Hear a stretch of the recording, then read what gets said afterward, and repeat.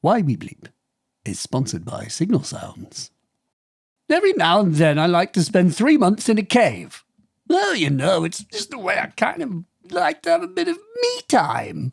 Stare at the cave wall, become acutely aware of my own scent, have a little chat with the infinite void, and to fend off the impending madness that usually sets in around the 10 to 15 minute mark after my arrival, I'll put together a little studio, a little cave studio. And since I'll be spending a lot of time thinking about the infinite void, I've put it in order for the most hard-to-get darling of Eurorack modules, the Foggy-to-Me Vic-X. It's a darling wavetable drone module that can sound like the tears of Beelzebub on Mount Krakatoa while erupting, slowed down 5,000%. It sounded right good in that video by Jay Hosking, didn't it? So it's on order. Except, damn it, I haven't got a Eurorack case. That's fine. It's kind of a lone module, and I'm just going to have to wire a lot of potatoes together to generate 12 volts. Yes, things are tight in here. In fact, I'm going to level with you. I've sort of got my arms pressed against my sides, so I'm looking for something that sort of combines the mad dual VCO wavefolding beauty of a music easel, but in an almost impossibly cassette-sized box. So I've ordered the Instro Seashell as well. It's a complete modular synthesizer in a tiny box with computer control to unlock the spirit of the Western Coast magic, except, damn it, I haven't got a computer. That has put paid to my plan of pairing it with the fantastic Melbourne Roto Control, which would have unlocked the majesty of hands-on control, an almost irrational level of modulation. It would have kept me busy for at least a further 10 to 15 minutes before the madness sets in again. Oh well. At least I had my 1010 bento box. You know, bento, like the food I don't have, in musical form. I'll be able to sample this small rock, which is now my only friend, as well as the endless, maddening drip-drop-drip of water on my forehead, and build in some lovely pad sounds, made from my screams. Music making. It'll stop you going mad. For a while. So if you'd like to make music in a pointless attempt to stave off the infinite void, visit signalsounds.com. That's signalsounds.com. Why We Bleep is also sponsored by Point Blank Music School. If you're looking to take your passion for making music to the next level, then Point Blank Music School is one to check out. Point Blank specialise in teaching music production, with a global network of schools across London, LA, Ibiza and online. Music production is at the heart of all their degrees, with a variety of different pathways on offer. From sound engineering to software engineering to DJing, vocal performance or songwriting. If you can't quite commit to degree study, there are a range of short courses to pick from too, with the likes of Logic, Ableton, Spatial Audio, Mixing and Mastering, Music Business and Radio Broadcasting. Point Blank are the only independent music school to have been rated gold in the Teaching Excellence Framework, so you can expect expert tuition and support from industry pros who've worked with leading artists around the world.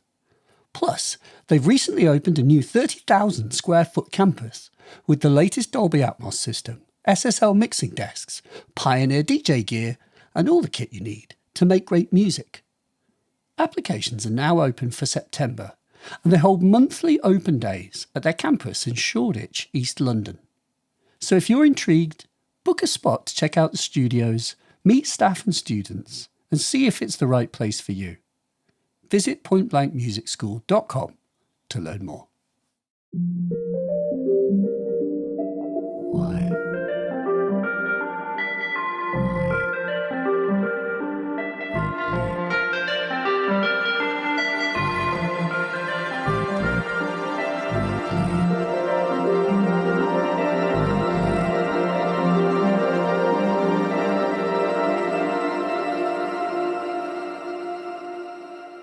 Ahoy! I am very proud to present a conversation with Tim EXILE. Yes, Timothy EXILE is a musician, he's a tool maker as well. And so he's uniquely in the middle of the kinds of people that we interview for this podcast because he both makes instruments and tools and he also plays and makes music.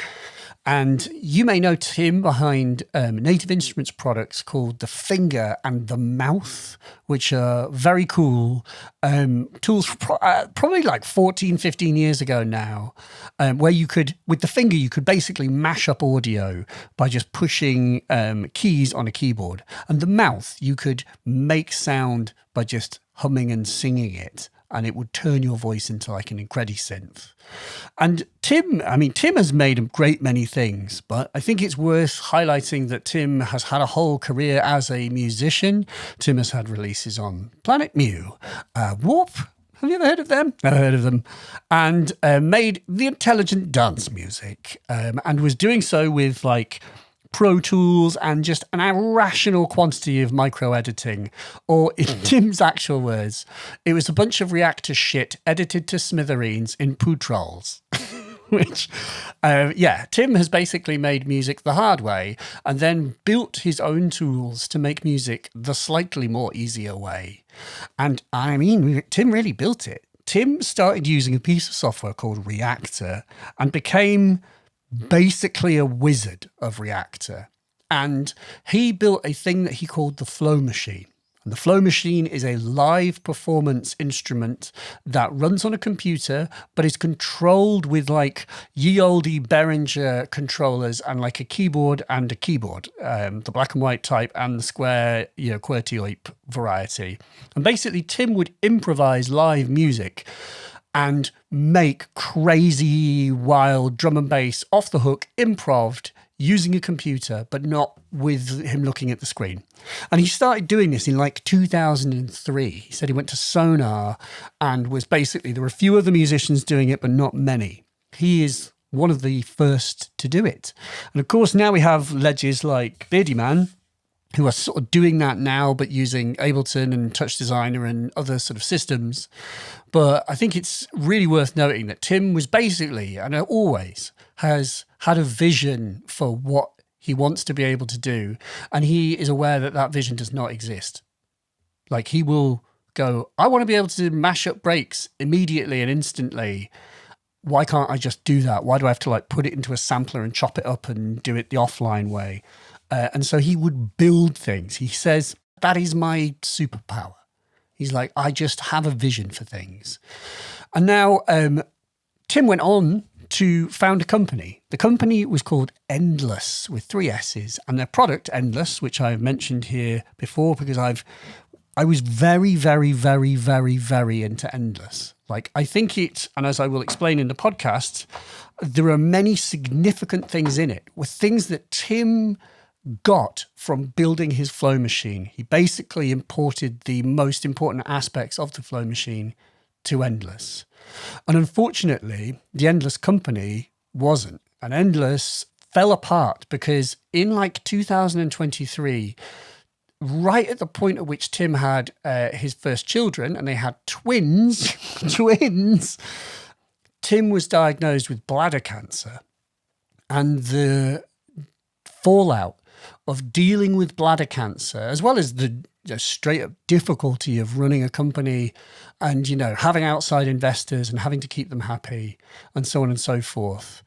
It basically, through his diagnosis and the time he had to take off, led to the company falling apart. The business ran out of everything and had to stop going. And so we don't really talk about the big C in this podcast. I think it just sort of doesn't feel like my business to needle him on it. But B, it's not, I don't think it's important to define someone by their illness, except to say that Tim was very, very ill.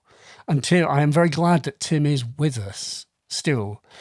And unfortunately, it causing the collapse of his business has left Tim in a really, really difficult financial position. He assumed, and I don't understand how this works because I am not a businessman, but he is straddled with an enormous amount of the debt. And there was this amazing fundraiser that happened when his cancer diagnosis was announced, and it raised a bunch of money for Tim, which helped enormously. But I think it's really important to stress that Tim financially is not out of the woods. And so I encourage anyone listening to this to look into the stuff Tim is making now And we'll talk about it, but basically it's this thing called scape shift and pattern shift, which are these insane Reaktor ensembles that basically let you create music in real time and get as nerdy and needly and like write up and edit every last thing if you wish, or use broad palette controls and just kind of steer a ship almost like you're talking to AI, except it isn't AI. And so there is a conversation here about Tim's whole origin story and everything that he has created. And of course, like the end of Endless, and in as much as he is able to talk about it, and then this new venture too. So I hope you'll stick around. There is one final thing. Apologies, but yours truly, recording this podcast at 10 a.m. on a Monday morning with Tim, I chose the wrong microphone when I set up my podcast software. And that means that my mic sounds quite roomy in this, like, hello, sort of. However, Isotope RX to the rescue, the greatest denoising software I own. And so I've been told by my dear patrons, it's not that bad. And you will get used to it. I edited this whole thing listening to the sound. You kind of get used to my roomy sound. So apologies. I'll stop talking and say thank you. On with the pod with Tim Exile.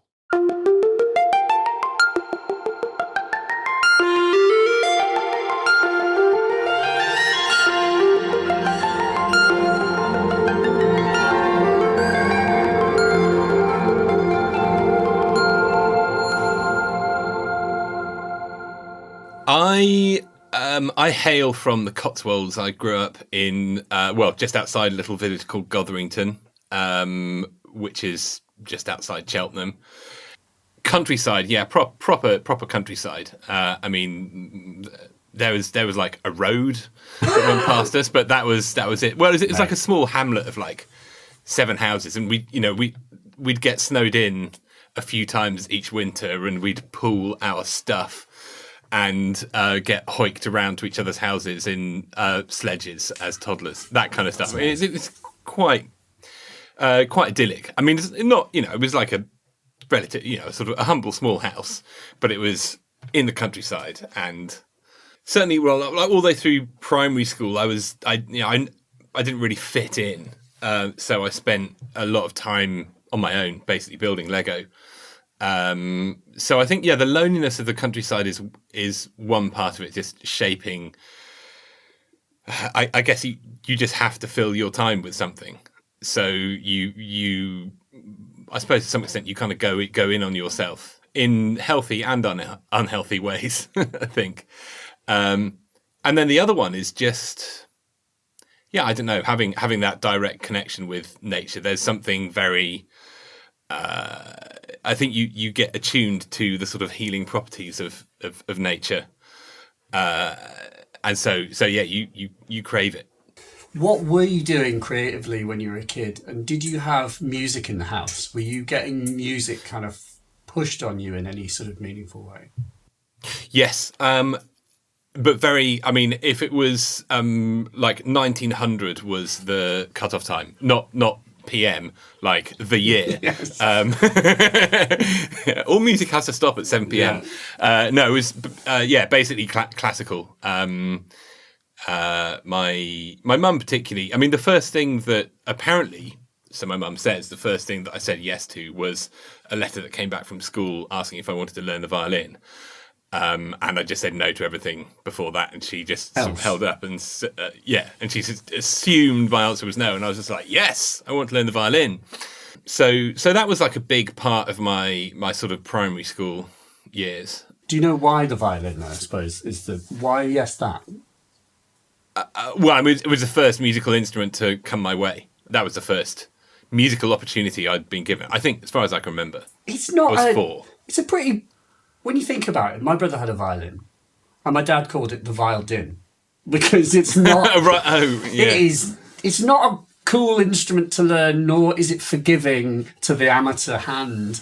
And I think it's sporting of a parent to like wish it on their own household, and for that chasm until you can actually play well. So what was your experience of that? It was mostly violin. Well, I think I was lucky with the teacher, because the teacher was very good. Jean Allington, R.I.P. It was a Suzuki method. I think it's quite in again nowadays. It's a very sort of almost sort of Montessori Steinery method for learning. So for the first few months, all we did, we basically built a fake violin out of a discarded grape nuts packet and a ruler, and you'd spend the first month sort of just working on your posture and putting the violin up, raising your hand to play it, and then putting it down again. And you don't. Well, I never learned to read any music through the Suzuki method, so it was all taught. It was all taught by ear. Wow. And I think it was only really.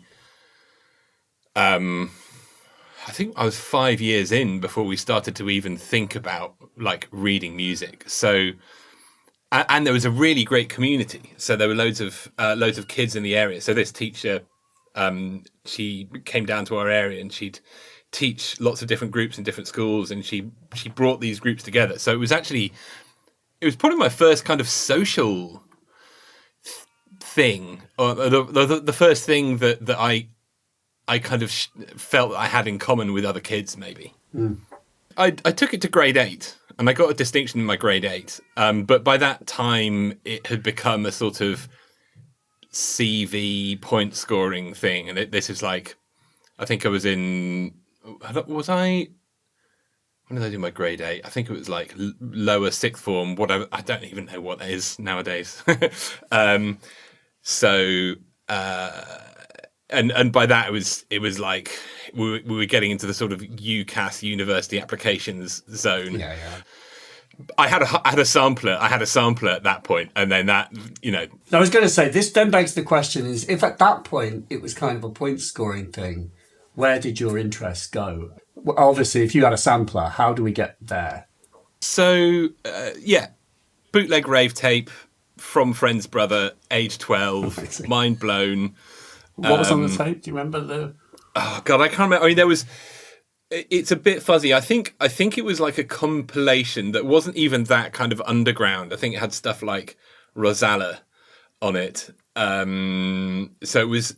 I think my first exposure to rave was like chartish rave.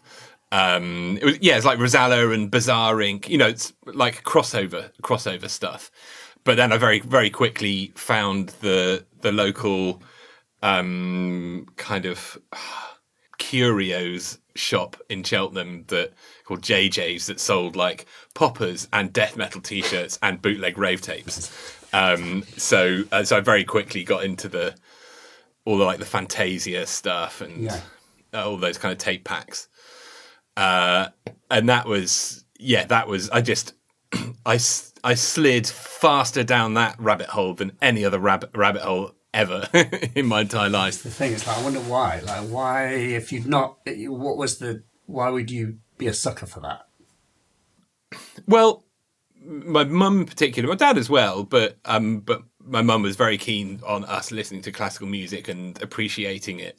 And of course, I was playing the violin, so I was having my ear zoomed in to the minutiae. And I think to your earlier point about the violin being a really hard, I mean, it's like hard mode. It's one of the hardest modes to learn something that sounds good.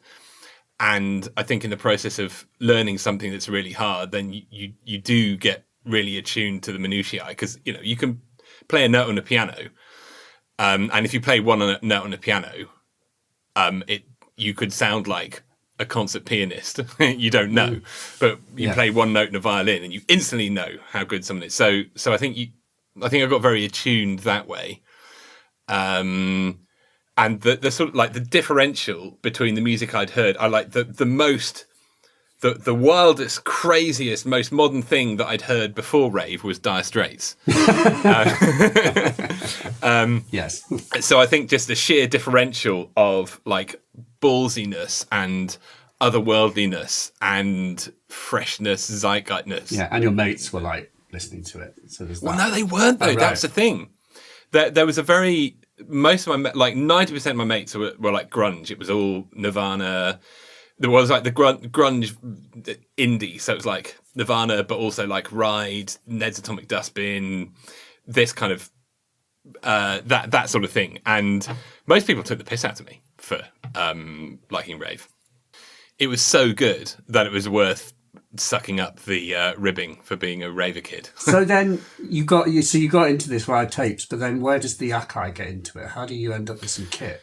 So this is like bootleg rave tape 12, saved up, bought really bad belt drive turntables and mixer aged 14. So you sort of like, you worked out that DJing is the sort of, what's the word? It's the skill that's attached to this tape.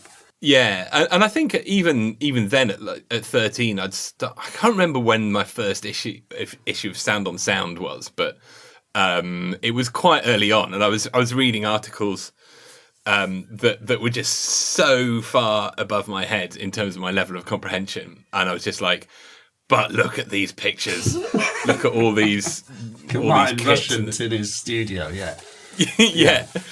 Well, I figured out how DJing must work, and then saved up for these turntables that were like bottom of the barrel when they were new, and then I got bored with DJing quite quickly. Well, I didn't have any money, so I couldn't buy good records. I ended up I got everything from the clearance bin for like £1 a record, and of course you only get bad records from the clearance bin.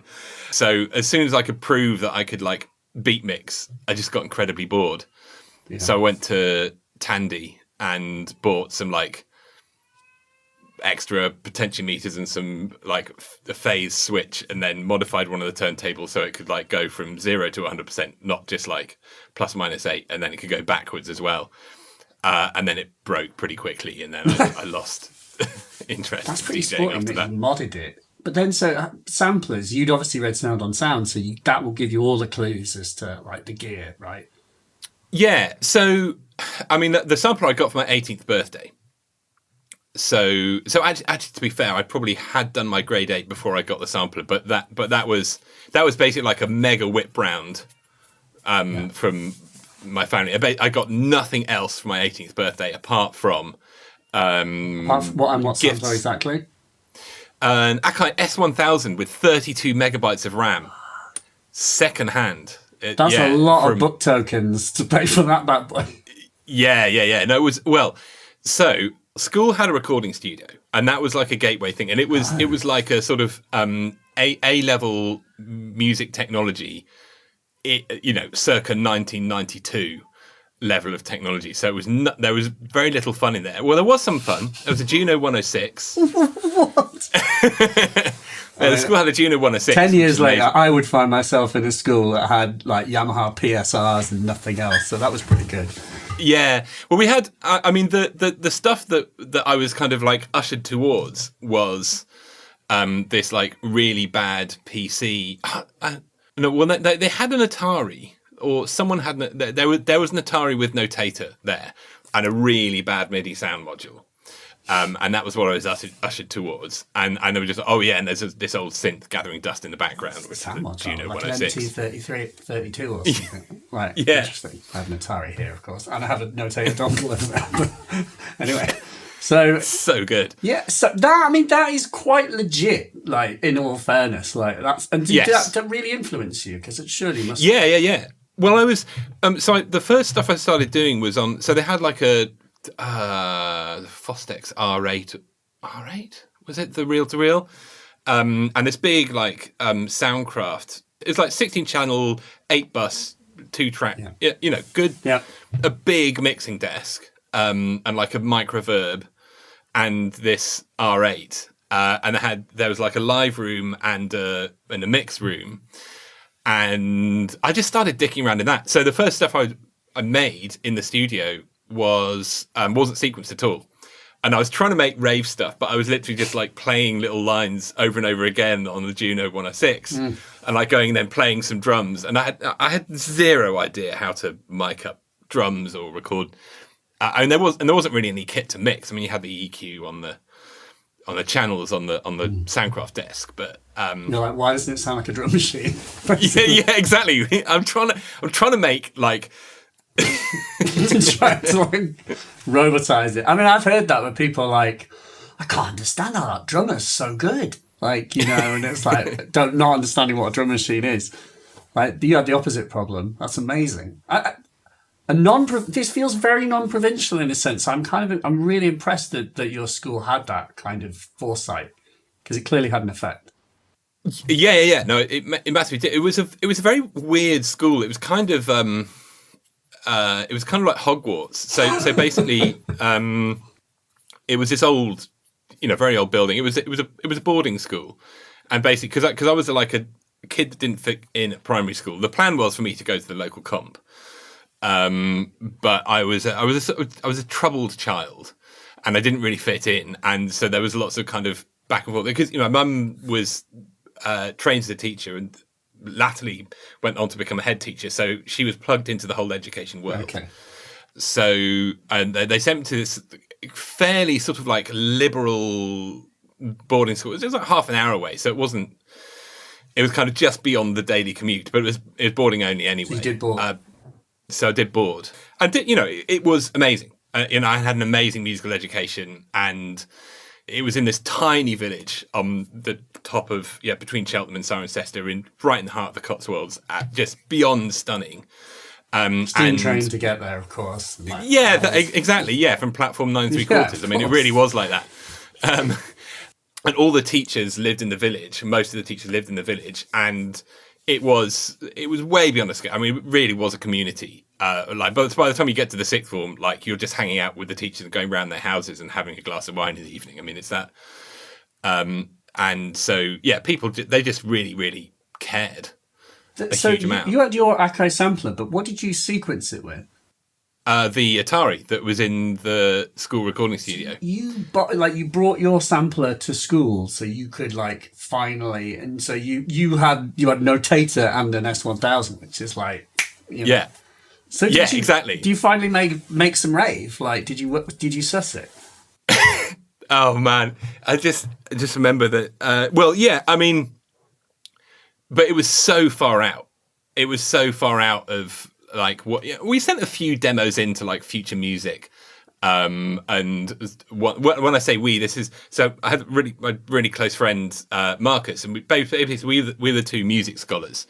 We did quite a bit of stuff together, just messing around in the studio, really. Some of it weird, some of it attempting to be sensible, and some of it just stupid,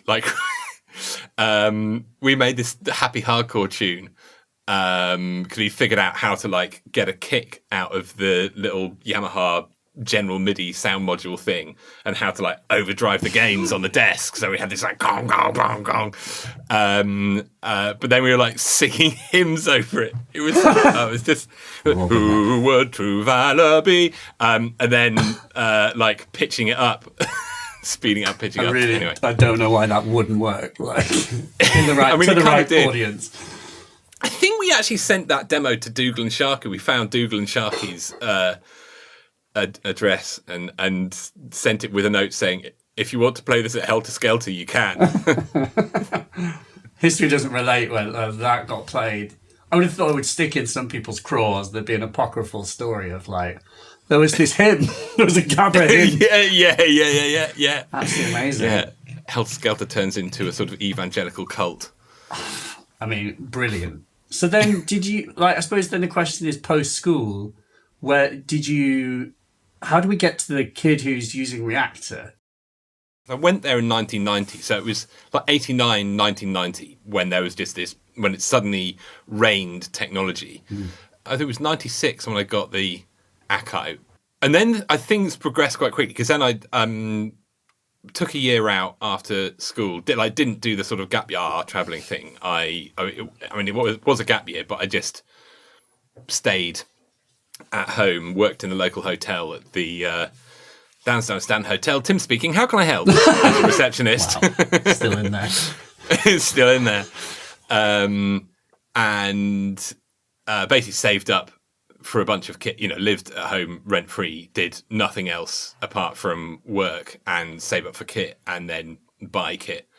So I quite rapidly went from a sort of borrowed Atari with my crown jewel S1000 that was just streets ahead of any technology I'd ever messed around with, Yeah, and then I got a PC. I bought a second PC off a friend of mine who was quite good at building PCs, and then got into Cubase. Yeah. This was like just at the beginning of the VST era. Yeah, got some like Spirit Absolute Zeros and the amp, and then I got a second-hand Yamaha Pro Mix 1 digital mixer because I was like, I mean, I always have been. I just love crazy digital stuff. I mean, I'm so, I'm so like the opposite of the sort of Mylar Melodies demographic in terms of my like analog versus digital. I've just always been super digital, but so quite within like a few months of leaving school, I went from like guy messing around on tape machine with no idea to guy with actually stuff that you could probably produce records that you probably could get. Well, actually, I did produce records which did get released on that kit. Later, yeah, not then. Later. I think I was 20. So it was the 18. I was 18 and a half when I left school. And I think maybe I was 21, 22 when I had my first release, something like that. So it wasn't long after that. How did you get your first release? So went to Durham University, studied philosophy. Didn't study philosophy. I picked philosophy at Durham. I didn't get into Cambridge. Studying philosophy. Should have been studying philosophy. Interviewed for Cambridge. Got an interview for Cambridge. Didn't get in. Very glad retrospectively. But then also, I mean, was I? Yeah, no, I am, because if I'd done philosophy at Cambridge, that would have really been like 40 hours a week or die. And I would at Durham, it was 6 hours of lectures a week, and you could really get away with doing nothing, like doing just those 6 lectures. You could probably miss 2 of them and get away with it. So it's like, so I had loads of time to make music. And there was this guy called John B. If anyone's into drum and bass, bit of a legend now. Well, he was like a young upstart then. There was a lot of buzz around him. He was doing this kind of like, he was one of the first guys to do jazzy drum and bass. I mean, it was slightly different from the LTJ Bookham stuff. It was like, anyway, he was there. Well, he'd just left the year before, actually, but he was still running this night up there called Substance. And so he'd get all the cool DJs, like he'd get Fabio and Groove Rider to come up and play, and he'd get Goldie, and, you know, he did that night. He was the first, like, famous person I had any proximity to whatsoever. So just like, right, you know, this is like classic opportunist me. It's just like, right, famous person, what do they do? Drum and bass, right, make drum and bass. For no other reason. For no other reason. I mean, and also, like, You liked it. I did actually genuinely love drum and bass, but most of the stuff I've made before that was like housey, maybe trip poppy. Made this demo with a friend of mine who actually has now gone on to win a Novello and write like one of like Ellie Goulding's big hit.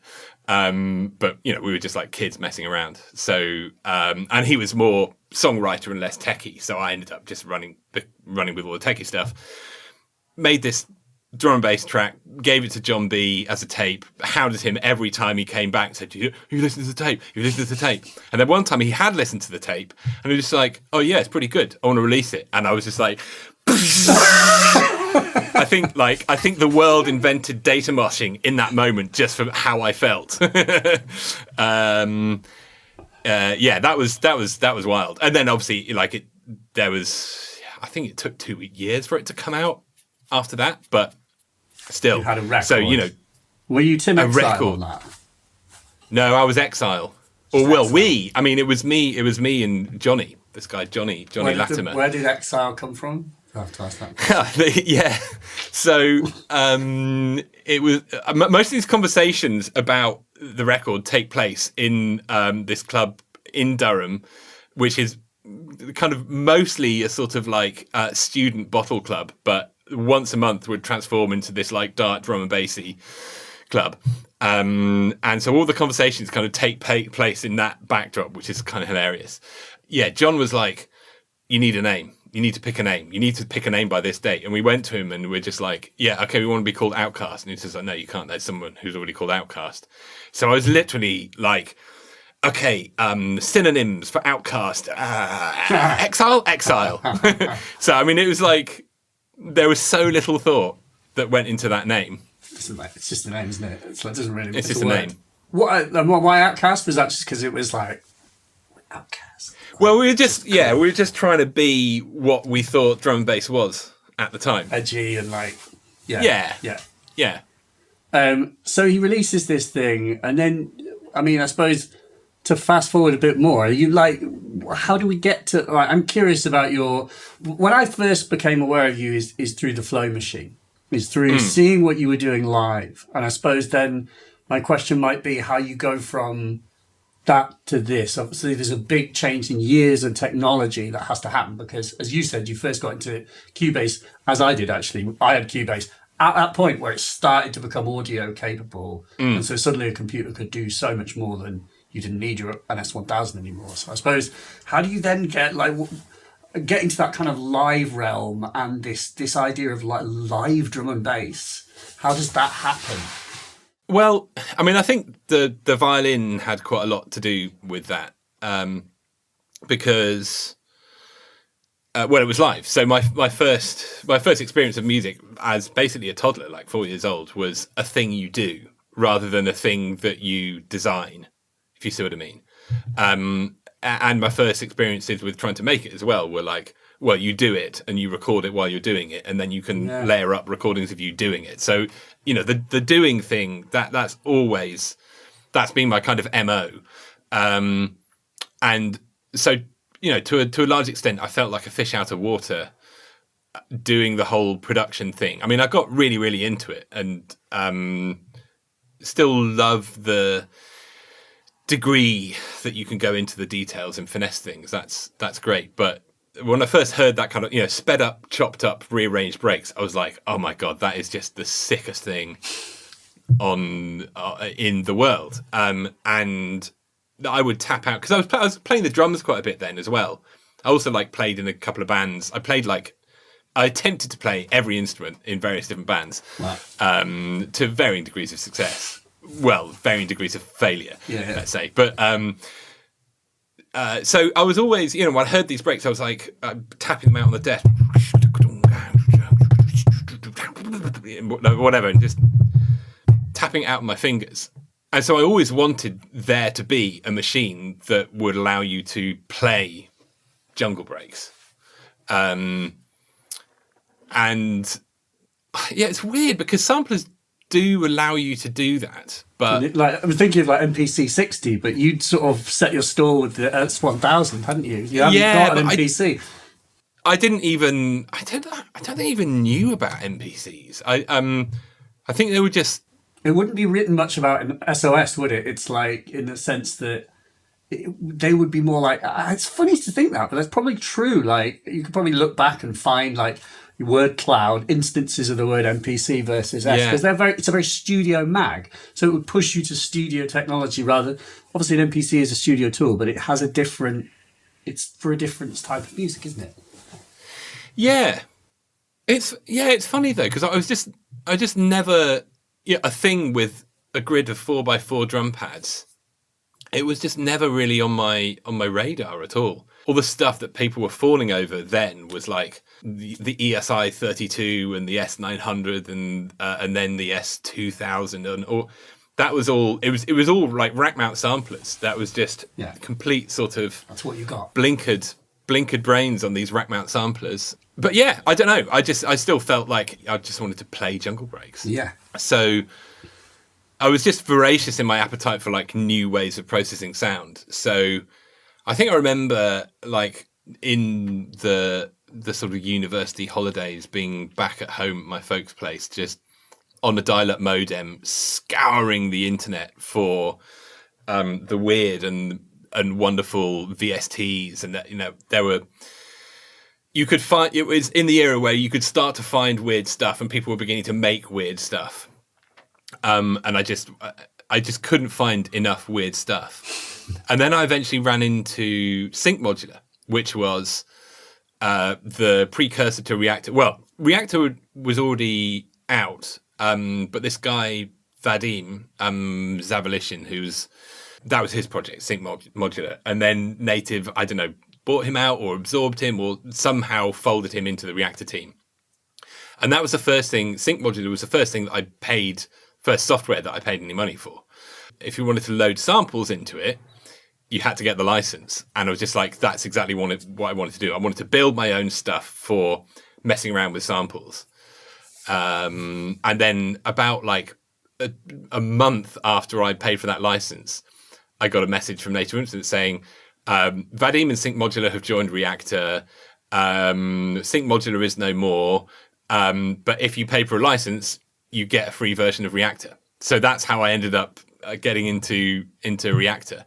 But it was a thing. I mean, I was so clear that the thing I wanted to build was a thing for mashing up jungle breaks. And like that was something I wanted to do from when I was 15. And then about 5 years after that, discovered Reaktor and then started building that thing. And it basically went from there. What exactly did you build? So I basically built this Reaktor patch, got a bunch of MIDI controllers, and turned it into this kind of live performance rig, which was like the precursor you had to like the Evolution UC16, and yes. It was like you could date the clip very easily by the sort of era of ye old MIDI, like plasticky MIDI controllers that you had. Yeah. So hang on. But you built this for recorded music or for live performance? What was your goal with this? For live performance. Yeah. Well, actually, no, because that thing originally started off as like this kind of 2-track. I wanted to build Tractor on steroids first. So I'd had, a couple of releases. So I wanted to put this live set together, but where I could kind of mash these tracks up in really extreme kind of stutter edit, real-time performance stuff. So I built this kind of 2-track mixing thing that synced up the tracks, and then you could do various different like weird extreme transitions and manipulations. And then very quickly I was just like, okay, I'll add this like drum breaks thing. Oh, I'll add like a little synth thing. Oh, I'll add this, and I'll add another 2 tracks, and it very quickly morphed from this like DJ tool into an improv tool. Is this the Flow Machine then, or is this something before the Flow Machine? This is something before the Flow Machine. So this thing before the Flow Machine, I think the patch, like the file name was Mental Deck. Friend of mine is actually, as a sort of hobby project, is trying to rebuild that in as a native app now, which is amazing. I suppose my question is then, what did it afford you? What could you do with Mental Deck that wasn't possible with anything else at that time? Well, live mashing up breaks. So you could drop this. It was almost kind of like a wavetable like file of just like like 2 bars of different breaks smashed together, and then you could kind of like tab through the different breaks. So you could mash up the different breaks, and it was all kind of modular. So it was all locked to the bar. So you could start off the bar with an amen and then flip to the think break, whatever.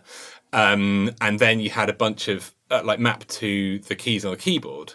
You had a bunch of manipulations like stutter, buzz, reverse, pitch up, pitch down, and you could play it really, really fast. But when you weren't playing it, it was just like a drum break looping ordinarily. So it's like it wasn't really a performance machine. It was like performative intervention on otherwise looped music. Because I suppose as you're describing that, that sounds like a lot of work. You don't record the automations, as it were, and then iterate on them. You actually have to just play the piano and just genuinely keep it moving. You'd have to constantly be moving your hand to constantly be changing the sound.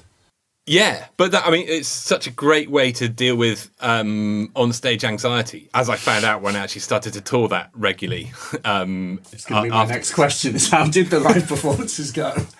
Because you just described the things like 2 breaks, but that's not enough to make a whole hour performance. How did you stretch this out into a whole hour?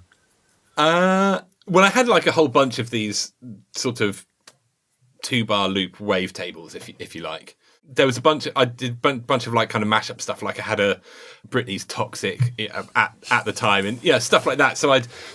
And this all sort of evolved as I was trying to figure out who might actually be interested in what I was doing. And at first I was kind of aligned with the drum and bass world, but and I had a few releases there, but I was really shoehorned into that world because I wanted to be chaotic and wild and punk. And then I basically found the breakcore. I plugged myself into the breakcore scene, and that was wild and punk. And I was kind of welcomed in that world with open arms, rather than the sort of low level suspicion. The people are just like, well, it's cool, but it's not really drum and bass, is it? So I think when I kind of found that was my world, then I just started to do loads of shows, and it was stupid. We dressed in like secondhand old 80s stuff from charity shops, and it was kind of shouting. I do a lot of like shouting at people, sampling my voice, and then mashing that up, and then smashing in an amen, and then like playing in some shitty bass line. It was really, it was very low. It was super lo-fi output, but really futuristic input methods. Because you had loopers in it as well, presumably. Yeah, there was loop. So I had loopers in there, so I could loop audio, could sample audio, could drop in various different breaks, and you could layer up anything really. And then like you had some control of the layers. You could erase a layer and then add, and that's how you would stretch it out. Yeah. But it was never an easy listen, and I would say the majority of my shows were not great.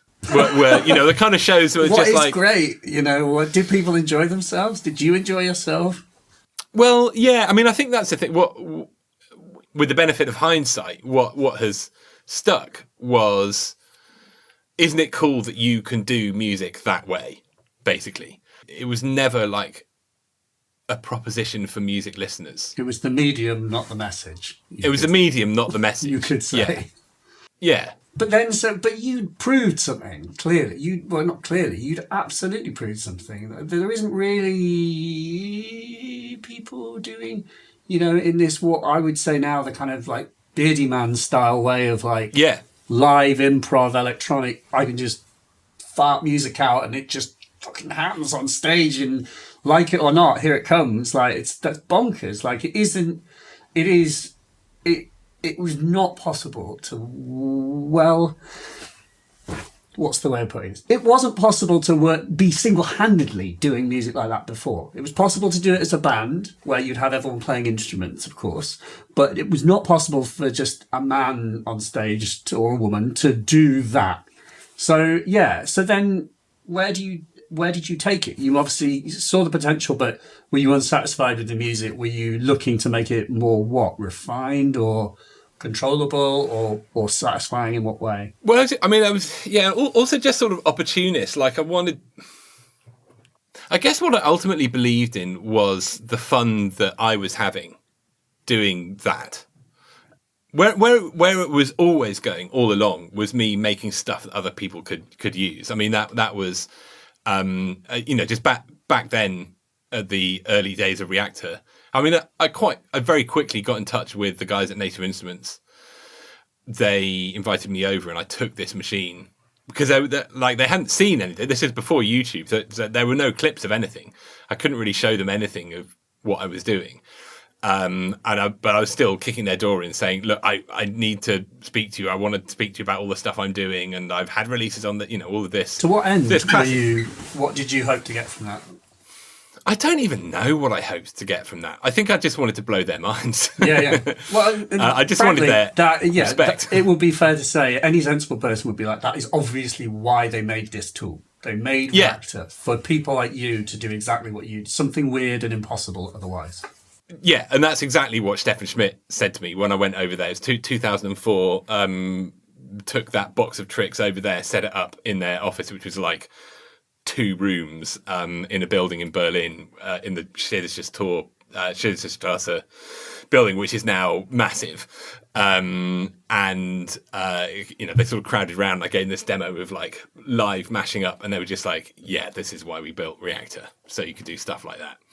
And that was at the time, that was the goal. Really, I just wanted the respect of people who I respected. For exactly the same reason why I wanted to release music on labels I respected. I wanted to get the respect of people I respected, I guess. But then, I wanted to refine it. That very quickly realize the various problems. As you always do, you build a thing, go out and use the thing, realize what problems you've got with the thing you've already built, and then you go back and refine the thing. And then I built the flow machine.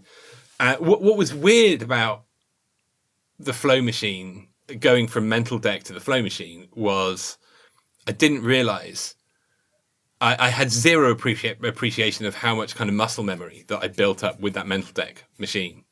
And so the flow machine debuted pretty much the same year that I did my first and last album on Warp. So I was kind of preparing to do all these live shows with this brand new instrument that I'd built but hadn't learned to play, basically. And I completely didn't factor in like how important that muscle memory is. And you know this with your modular rigs. You make a new performance setup. You have to be very careful. Yeah. How it's very easy when you're kind of back to base and you're just like, oh, well, let's put this modular here, rewire that. And, without the time pressure of an audience in front of you, the sort of like your lack of muscle memory and lack of familiarity with a setup is fairly invisible to you when you're like in the studio building this setup. But as soon as you're in front of an audience, just like, it's very visible. Oh my God, I don't know what I'm doing. Had you inadequately prepared, or you just tinkered too much and not, what would you have done differently if you did it again? I probably would have been a bit more iterative, but software development is hard. Product development is hard. Product development is a different thing. Because essentially software development, you're dealing with very much like, I need a thing that does this. How do we best build a thing that does this? Product development is much more, I have muscle memory in this thing. I also want to achieve this thing. How do I build a thing that allows me to achieve this thing without completely just like blitzing the muscle memory that I already have for this thing? So the Mental Deck was like 4 fixed channels, and you had to manually decide what was going to go on each channel. If you wanted to add something to a channel, you had to find a channel, remove something. Most of the time I ended up using all 4 channels. So if you wanted to do something new, you had to get rid of something. You had to do a lot of admin. And the flow machine, what I wanted to achieve was a completely adminless live machine. It had this kind of 8-track looper, and instead of assigning channels, you literally just loop stuff, and it would just find a free channel in the looper, and this looper was all mapped to the Behringer BCR, and I had all the MIDI stuff, so it had this kind of responsive interface. So that was the big thing about Mental Deck. It was before the days of like bidirectional MIDI stuff. This nightmare scenario which people still put up with MIDI controllers that don't change their state when the software changes their state. I'm just like, how can you live like this? So I refuse. There aren't many options. I say this as a man with a Melbourne Instruments roto control on the way to me in the post. This is a problem that's still not really been solved that well. Other than like that Behringer, to its credit, it has the ring lights, yeah. So it's like, yeah, yes, exactly. Yeah, and that really changed everything, because then that makes it an instrument, because you can then have you can get into dialogue with the instrument, because it's bidirectional. You do something, the instrument says, that loop you just made, it's on this channel. Here you go. Knobs up there, filters down there. Da da da da da. So just had these like looping buttons, loop in, loop out, and you could just instantly stack up 8 channels. And then each channel then had this kind of route through effects thing. So you could route along the bottom row of buttons below the encoders, just go, and they all get routed through effects. And then you can mash them up through effects and then loop that, and then you can bounce 8 channels down to 1. So I'm smiling because this sounds so very familiar to me, having used the product that you would develop a year or two. Yes, well, years later. Yeah. No, that it was exactly based on that. Did you have the kind of concept of a retrospective looper in the Flow Machine? Latterly, yes, not in the original Flow Machine, but there was a sort of Flow Machine.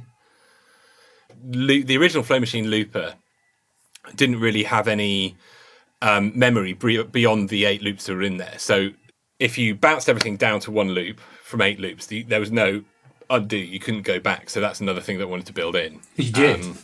Would you?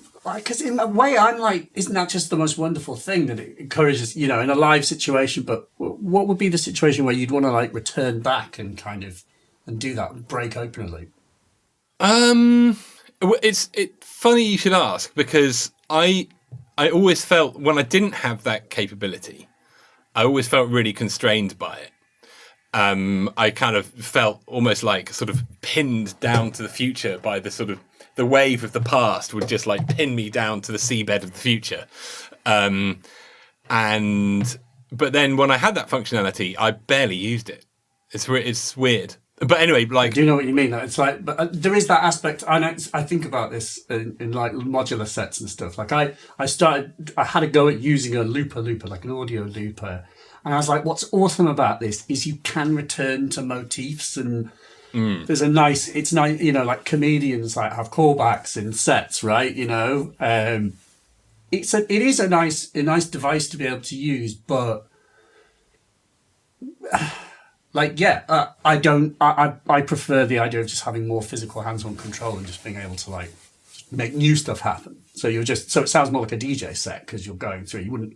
The DJ might play the same record again, but that seems unlikely. You'd be more likely you were going to play different records and need you to tell your story through that. Yeah, I mean, I think the thing I wanted to achieve was like drops, basically breakdown. You could sort of take a small left turn and then snap back to the main thing. That like electron thing or whatever, where you can hold a keystroke, break it, and then let go, and it returns to how it was before you push the button type thing. Yeah, I've never played with an Octatrack, but I've seen a fair few reels of people on Octatracks, and it does look very cool. There's like some really cool solutions to some fundamental performance needs. Can you remember what is the best state it ever got in, and your best performances with it? What's the sort of peak Flow Machine? What was that like? I mean, the best state was probably after I'd been playing it, after I had like 5 or so years of muscle memory. So I'd say probably maybe 2013, 2014, where. And that was a point where I decided that technology was going to be the thing that I was going to do, like software and products. And so I took all the aspiration for like to progress as an artist and a performer.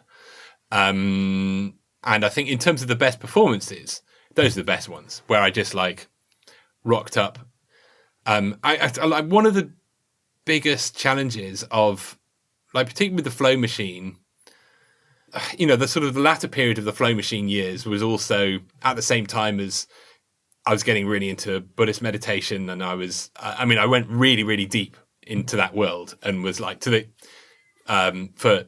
some time I was training for ordination into this Buddhist order, and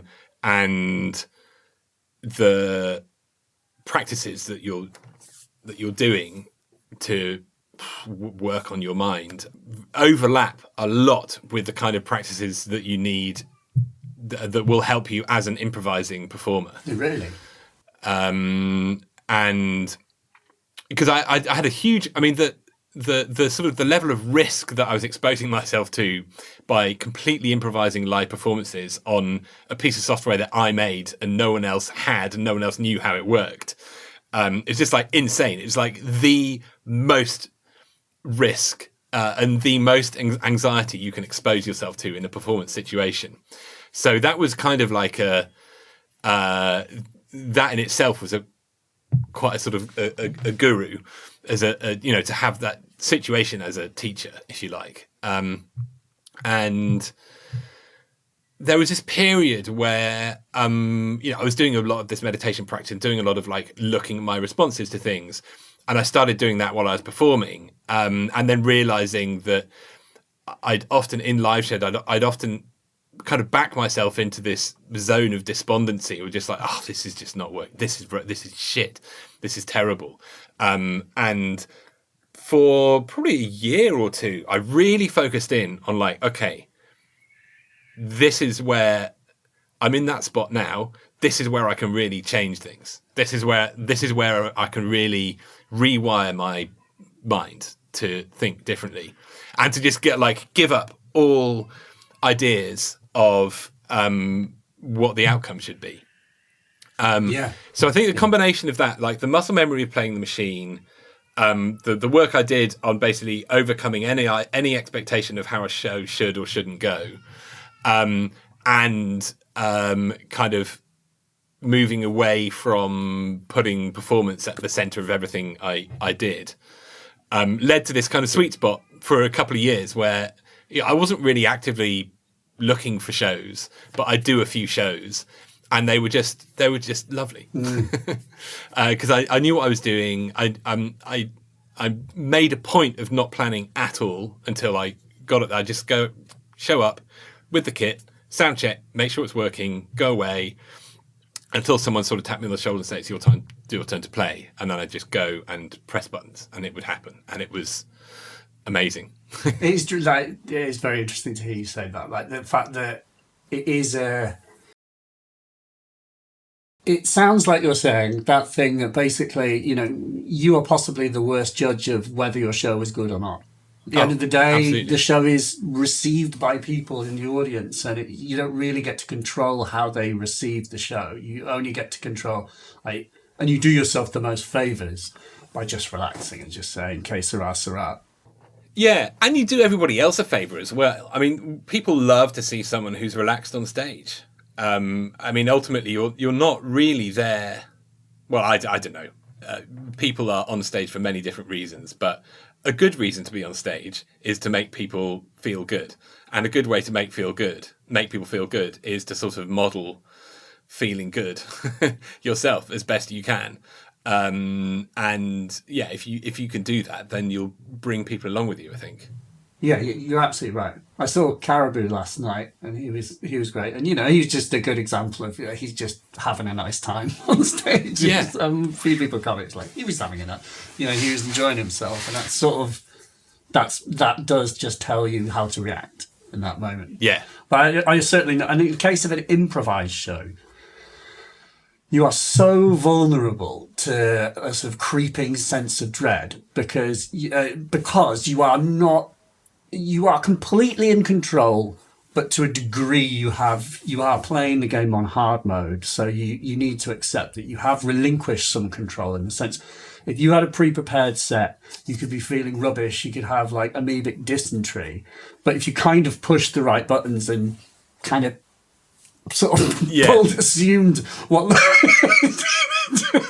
just like, I am having a good time, then people might not even notice that you are absolutely hanging. But as with all of this, and my limited experience of performance is to say that, you know, in the case of improvising, as you were turning up without preparing as such, but you had prepared. You had been preparing for years and years and years because you've been playing this instrument. So it's, but in any case, so then you are basically, you'd realise that the kind of pressure is off. You were not going to basically become, you know, a performer, but make products. And I suppose then how do you get, because I assume it went from performer of Flow Machine to, you know, man and team develop Native Instruments products, and then Endless. Was there anything else in between that I've missed, or is it?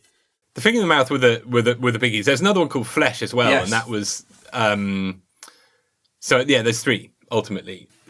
It's so different for each one. It's really hard. I know this is the biggest cop out, but it's really hard to kind of derive any sort of axioms from the experience, because the experience I've had with each different product is vastly different. Like the finger, I built it as part of as a component of the flow machine.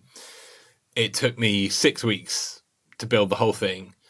And then I showed Marta, one of the founders of Native. He came over to my studio and I showed him what I'd built with the flow machine. And he was just like, why don't we take a bit of this and do a product? And I was just like, yeah, this would make a really good product. I think there was maximum a couple of months, sort of back and forth with Native, just putting like skinning it fairly lightly, putting a UI on it, adding some presets, and it was just this effortless process. And it was the hardest work was doing the videos and the promo for it. And why is that? But well, because we did it in quite an old. We did the promo videos in quite an old school way. It's like Native hired a production team, like a duo, and they came in, and the complexity came from the communication. And when you script, shoot, edit, and promote your own videos, there is zero communication overhead. And I think that's where it got trickiest. And also just when you're shooting in that way, it's just like we hired out a studio and we did a bunch, it was very planned, and that was complicated. And we did the same with the mouth video, but the mouth video was, I had this really clear idea of how I kind of like storyboarded and directed that, with the experience of having done the finger video. But yeah, weirdly, it just is. It is that way.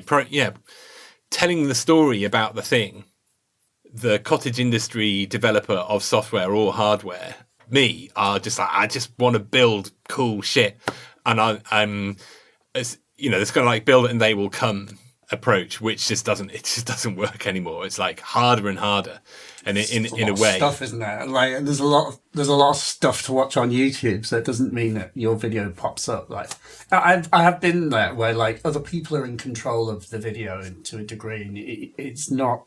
And also where if you're inexperienced for being in videos, that's really hard to like go in and basically be like fed into a machine and be. It's sort of, I imagine everyone's. A whole morning of people setting up things and cameras and lights and then they're like, okay, go. Yeah. Okay, yeah. Do the thing brilliantly just now. Yeah. And you've got, and you're like, this is not really what I do on a daily basis. So, yeah. And then you don't get control over how it's interpreted. I know that, like, having had other people film videos, film me doing videos, and then I don't get to control the edit. I don't like as much because I'm like, I wouldn't have had that bit, and I would have changed that. I would have cut this whole. It's boring, blah blah blah.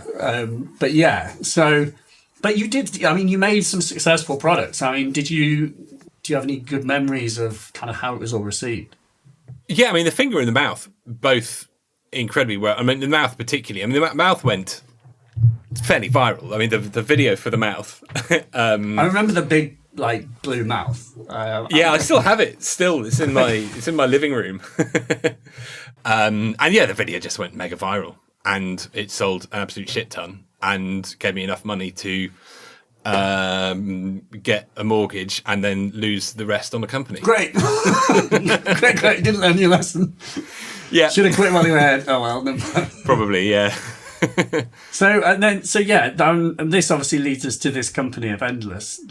And I remember you've called me. I can't remember. I was in London and you phoned me up. I can't remember how you got my number or something. You seem to sort of find it lying around somewhere. And you were like, I have this thing and I'm interested in canvassing for opinions. And I remember you sent me give me an invite or something, and I can't remember the extent to which you explained what it did. And obviously I get people get in touch with new products and stuff, and so I remember you sent me and I tried it. And I'm going to struggle to remember my first impressions because I spent a long time playing with that tool. I can't separate how was the first reaction, but I do remember, and I want to communicate this here, how it was like an effing, like a cheesy promo video, because I was just walking through Whitechapel holding my phone and I'm just making a little beat and I was like, that sounds good. Send it to Tim. And then Tim back in like Stoke Newington just like adds a little beat and he sends it back to me and I'm just in the street in front of Whitechapel Station. But that did happen and I was like laughing. So I was like, this is exactly the kind of shit that's in those annoying promo videos that people say people don't do this. I mean, I am yet to see someone like just pull out a MIDI controller on a bus and like start like making a track on the laptops without having it robbed, depending on what bus route they're on. But you made a tool basically that would allow you to make music on the phone, and I would just interject here and say I want to stress from my perspective what I think that Endless did that was so significant, and what I have not seen bettered since was that it took that concept of the flow machine. It did two things. One is that it had a retrospective looper, which is the name for when, you know, in any other looping scenario, Boss RC505, whatever it is, every other looper, in fact, I might add, with the exception of a delay, like, you know, Frippatronics is to play into a delay that is recording. So that's retrospective.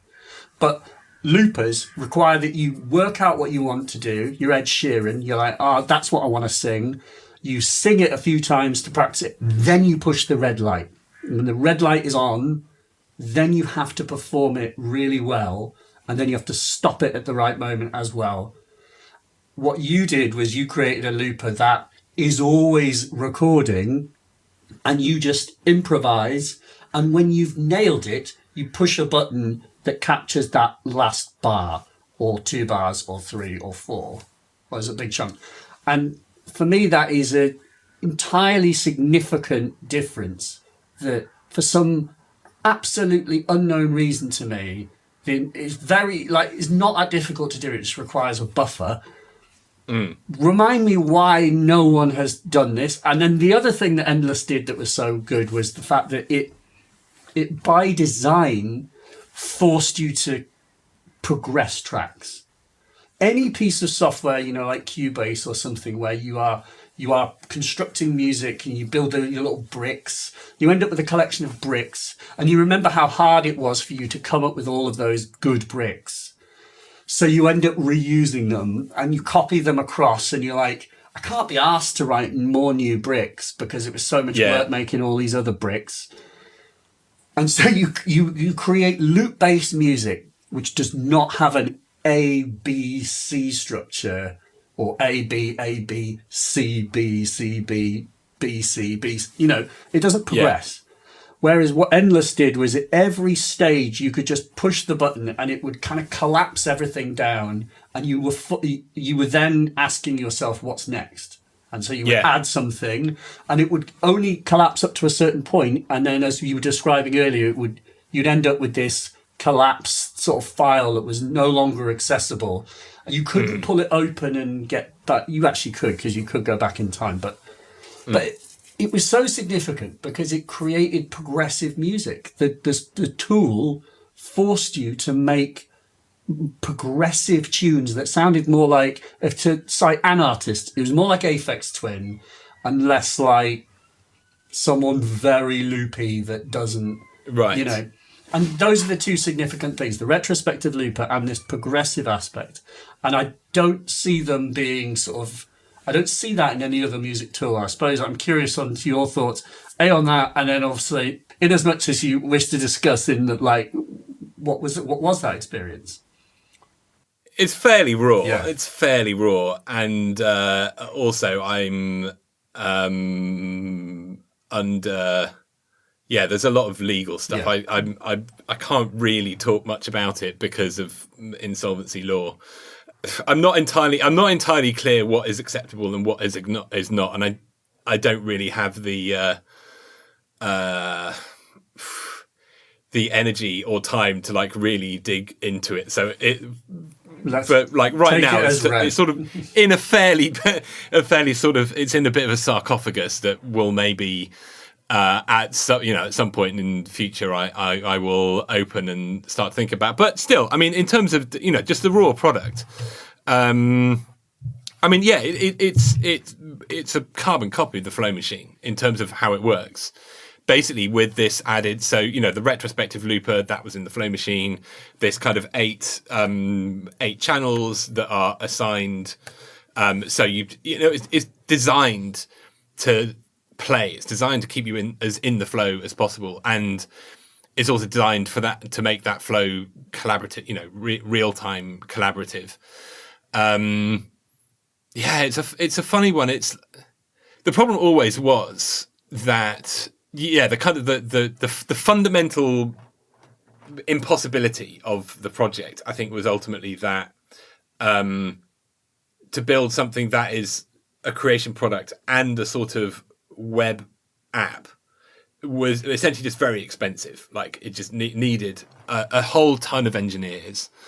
And even, there were 4 engineers by the end, and all like the most amazing, most committed, most talented, insanely good engineers. But the product ultimately was niche, and I think it could have become non-niche. But what we would have needed to have done is like pick one of the things, like either the creation flow, and really, really just go into that creation flow, or the website of it, or the other side. So it just constantly. It was too. It was too expensive. It was too expensive to do that I was thing. thinking is broad, Yeah, it's too broad. Yeah. Well, because we were just forced to. To keep the lights on, to keep on going broad, because it just needed a ton of investment capital. If I was to do it all over again, or to do something like that all over again, I think. Well, one of the things that is on my to-do list is to learn C++. So I can actually build apps, and I think if, and this is just for I only have a partial understanding, but check me if I say this wrong. It's like what you're saying is C++ is the language used to make quote unquote proper apps. A real, not Reaktor where you're using someone else's tool. It's how you make Reaktor. Yeah, Reaktor is built in C++. Yeah. And I mean, Reaktor is insanely powerful. And I built like Scapeshift. Obviously, yeah, that's the last. Go on. I was going to ask you a question, which I'll skip around a bit, but this is just like one of those sort of journo questions. But I really do mean it. Is is Reaktor still relevant? I remember is Reaktor? You've said to me before. I hope you don't mind me saying. You're like, Reaktor is almost not cool anymore. Like, because it's maybe not the flavor of the month. But I wanted to ask you from a. You understand it so well, and people will be listening. I'm just people who work at Native Instruments and make Reaktor. I'm not saying I don't think it's cool. I think Reaktor is beyond cool. But what I mean is just is it from your perspective? Does it have a relevance? Has it fallen out of favour and been replaced by something? If so, what? And is that fair? And what do you feel about Reaktor? Should people still invest their time to learn it? Because you've obviously spent an inordinate amount of time learning it. 25 years. 25 years, yeah. It's really, really interesting question, and kind of in the process of finding this out now. And I mean, I still have friends at Native, and I'm talking to them. Obviously, I'm under an NDA, so I can't talk about the stuff I talk to them about. Well, I talk to them about Reaktor. Yeah, understandably. And I think one of the things that sort of came up from me launching Scapeshift for Reaktor is that there's a huge amount of love for Reaktor, and it's got a huge legacy as well in the industry. That the sort of the Berlin mid-2000s era, the sort of, the minimal techno, there's still a lot of people who remember that era fondly. And there's still a lot of people who use quirky, weird instruments from the Reaktor user library. There's still a bunch of Native Instruments products that are built on Reaktor. So, Native have sort of de-emphasized Reaktor. They've been over the last couple of years, they've been focusing on other things. They're kind of like, their soundware sample stuff. I see. Yeah, I know what you're saying here. There are a lot of tools that, I don't think I'm under it. Well, I don't know if I'm native is for talk to me, but they make. Understandably, there are lots of tools which are like you push a button and a beautiful thing happens, and that's kind of. Whereas Reaktor is the diametric opposite. Is you open Reaktor and then you spend 2 to 3 years learning Reaktor, and then you push a button and then a beautiful thing happens. Yes. I mean, but is that unfair? Because I suppose this is, as I see it, I can well understand why you might not emphasize a product that has such a, Eiger-shaped learning curve. But is that fair? How are new people learning Reaktor, and how hard is it to learn? I don't know how many new people are learning Reaktor. I mean, people are still using Reaktor. That I know for sure. I mean, I can't go into the numbers, obviously, but people are still, there's still a lot of people using Reaktor. To get maybe businessy with it, I think the opportunity with Reaktor is to really go into the sort of cottage industry, which is, right now, Max and Max for Live is killing it in this world because Max for Live is integrated into Ableton. You can make Max for Live devices. You can sell them on Gumroad. People can plug them straight into Ableton, and so you've got this amazing development environment. You've got a bunch of people who know how to do it. You've got a bunch of people who are making stuff for it. You've got a really amazing destination to deploy that stuff on, so you can just get thing on Gumroad, put in Ableton, use in Ableton. I think there's opportunities for Reaktor there, and I don't know. This is very much my take, and not a native take. But I think because the last big move in Reaktor was blocks. They basically tried to make this kind of VCV Racker-like experience, but VCV Rack had already done it, and it had this very kind of grassroots movement behind it, and it was free. VCV Rack has kind of sewn that up. And so I just don't think Reaktor Blocks was as successful as it needed to be an obvious standout success from day one that would then get the company resources to push it further. So I think it kind of ended up in Reaktor. Native's a big company now. It's owned by private equity. All of that stuff. But I think there are still opportunities. And I think that, one of the things, I'd be very clear with this, about this with the guys at Native. I think we're into the era of vintage digital. I think this is, right. Yeah, exactly. And even when we're definitely into the era of vintage digital hardware. Just for the record, I picked up a Nord Micro modular and showed it to the camera. There is and as you said, those Reaktor ensembles are like Nord Micro modulars now. Some of these oldies, but they're amazing. Yeah, they're really, really good, and I think and that user library is still there. Like the Reaktor things that were made 20 years ago, you can still go to the the Reaktor user library and download those things. And a lot of those things you can that actually ship with Reaktor, and you can use them. There's some of my stuff that's in there that ships with Reaktor. As I sit here, I just had an idea. It's like, from my perspective, all I would want for Native Instruments to do is just make it so that it's really easy to find and browse and load them. Because even that thing of loading Scapeshift, I'm like, what do? I open Reaktor first, and then and I'm not in a host. Like, how do I, and where do I tell it to? And it's just a bit weird, isn't it? It's not like double clicking. So in a way that, you could have a sort of app store within Reaktor that's just like, just show me Screwel or whatever, just push the button and it just appears and it downloads it, and it's just like, there, you've got this cool thing. It's just, because even that, I think, is an obstruction to these things do not work just exactly like plugins. Yeah, exactly. But I also, I apologise. I was about to say, I was like, there's always a part of me that's like, just learn something. Kids just want everything handed on a plate, and I blame myself in this. I just want it. Just make it. I just don't understand. And I suppose there is. it does point to the fact that there is just inherently a gulf of knowledge issue with Reaktor, and maybe, and I don't know what the solution to that is other than like built-in help that's really like, you know, a little AI person's like, looks like you're trying to like mesh up some bricks. You know? I mean, I think that I don't think you'll. So I mean, there's a conversation we had a lot at Endless was, are you pulling people through an experience or are you pushing them through an experience?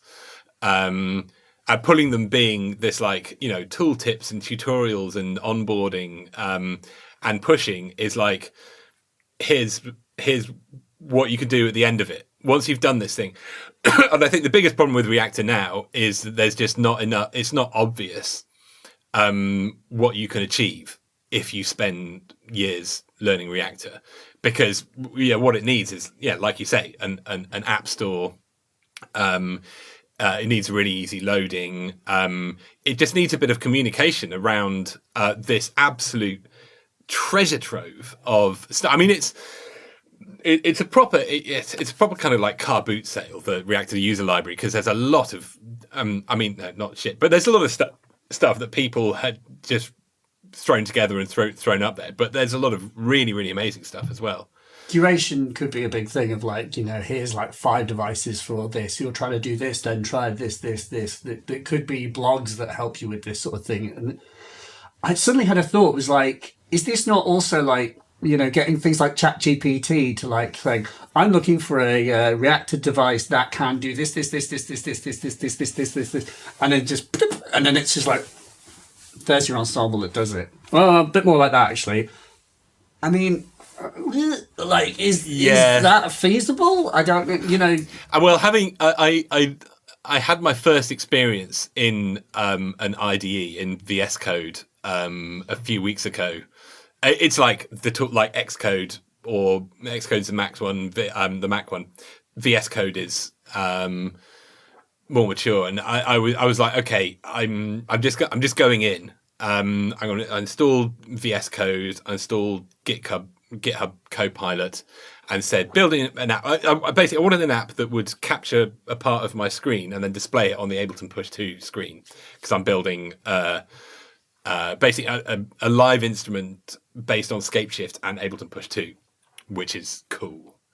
And I was just like, okay, I need to find a first way into programming. So I'll just do this and ask the AI to do it. And I failed miserably. I couldn't even get it to build, let alone run.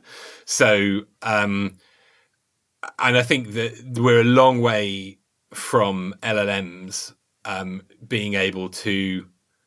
LLMs are useful if you know the language, if you already know the language that you're getting it to help you in. And it can be a minion that will do stuff that you need done. But if you don't know it, you'll get yourself in an awful mess very soon. I can't. Sorry, this is very.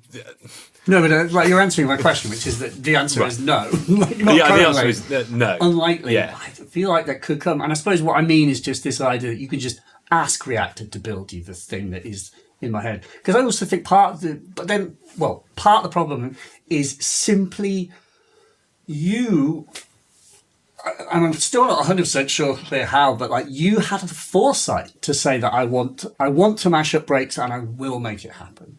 But I do think there is a bit of a chicken and egg problem with those types of, with technology like Reaktor, because it's well enough to show me a piece of technology that can do everything, but the assumption is that I know what I quite want. What do I have to invent something that does not exist, which is not non-trivial.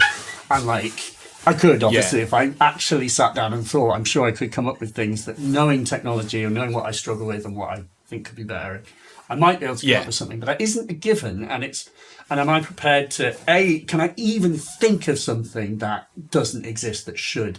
And do I then possess the skills to learn Reaktor and do it?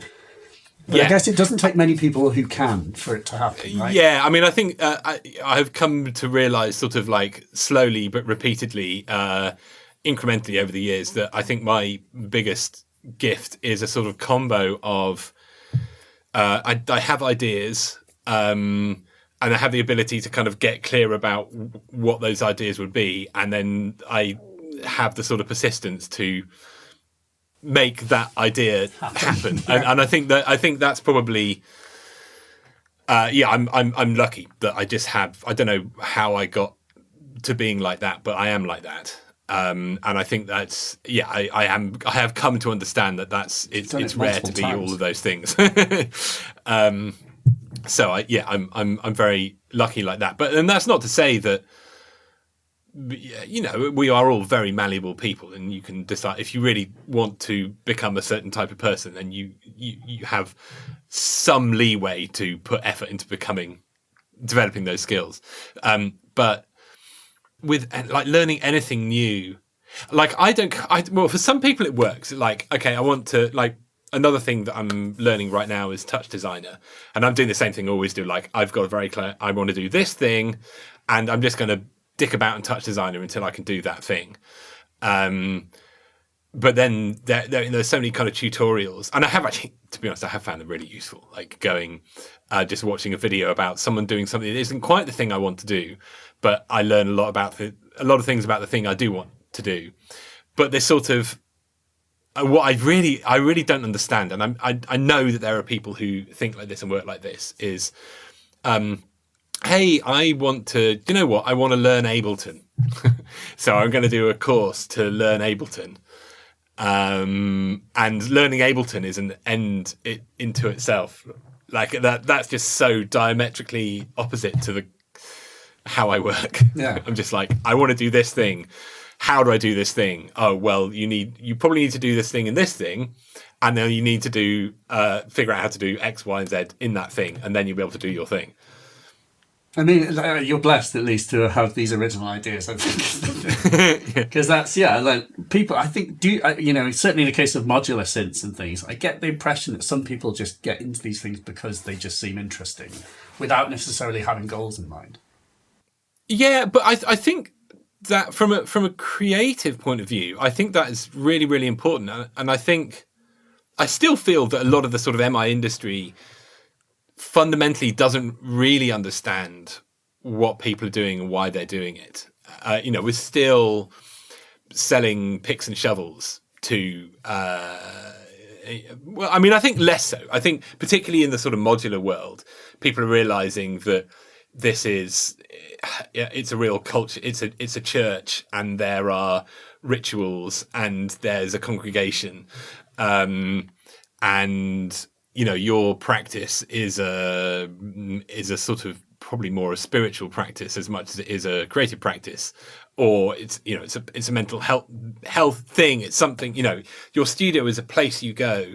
The time you spend there is a sort of practice, and it doesn't matter if nothing comes out, because that is what you're investing in. Is your shrine, your church. It's sort of definitely probably hard to explain to, like, you know, investment bankers. It's like, just like, maybe not. I don't know. I mean, thankfully, I have now completely recused myself from the world of investors and shareholders, and I mean that's my absolute golden rule. Now is like I'm bootstrapping this, and it's just me. Until the point, you know, I mean, if at some point it gets to the point where it makes more money than just me and my household needs, then maybe can hire some other people. But I'm absolutely not playing that game again. You advise staying small, basically. Well, no, I just advise being profitable. That was the thing, you know. I wanted. And it's also, you know, the world has changed a lot now. You know, when I started Endless, there was, you know, zero interest rates, huge amounts of capital. You know, it was easy to raise money. It was easy to sell bits of company in order to get the money to build something that you wanted to build with your company. And, you know, notwithstanding, like, a bunch of bad stuff all happened at the same time. But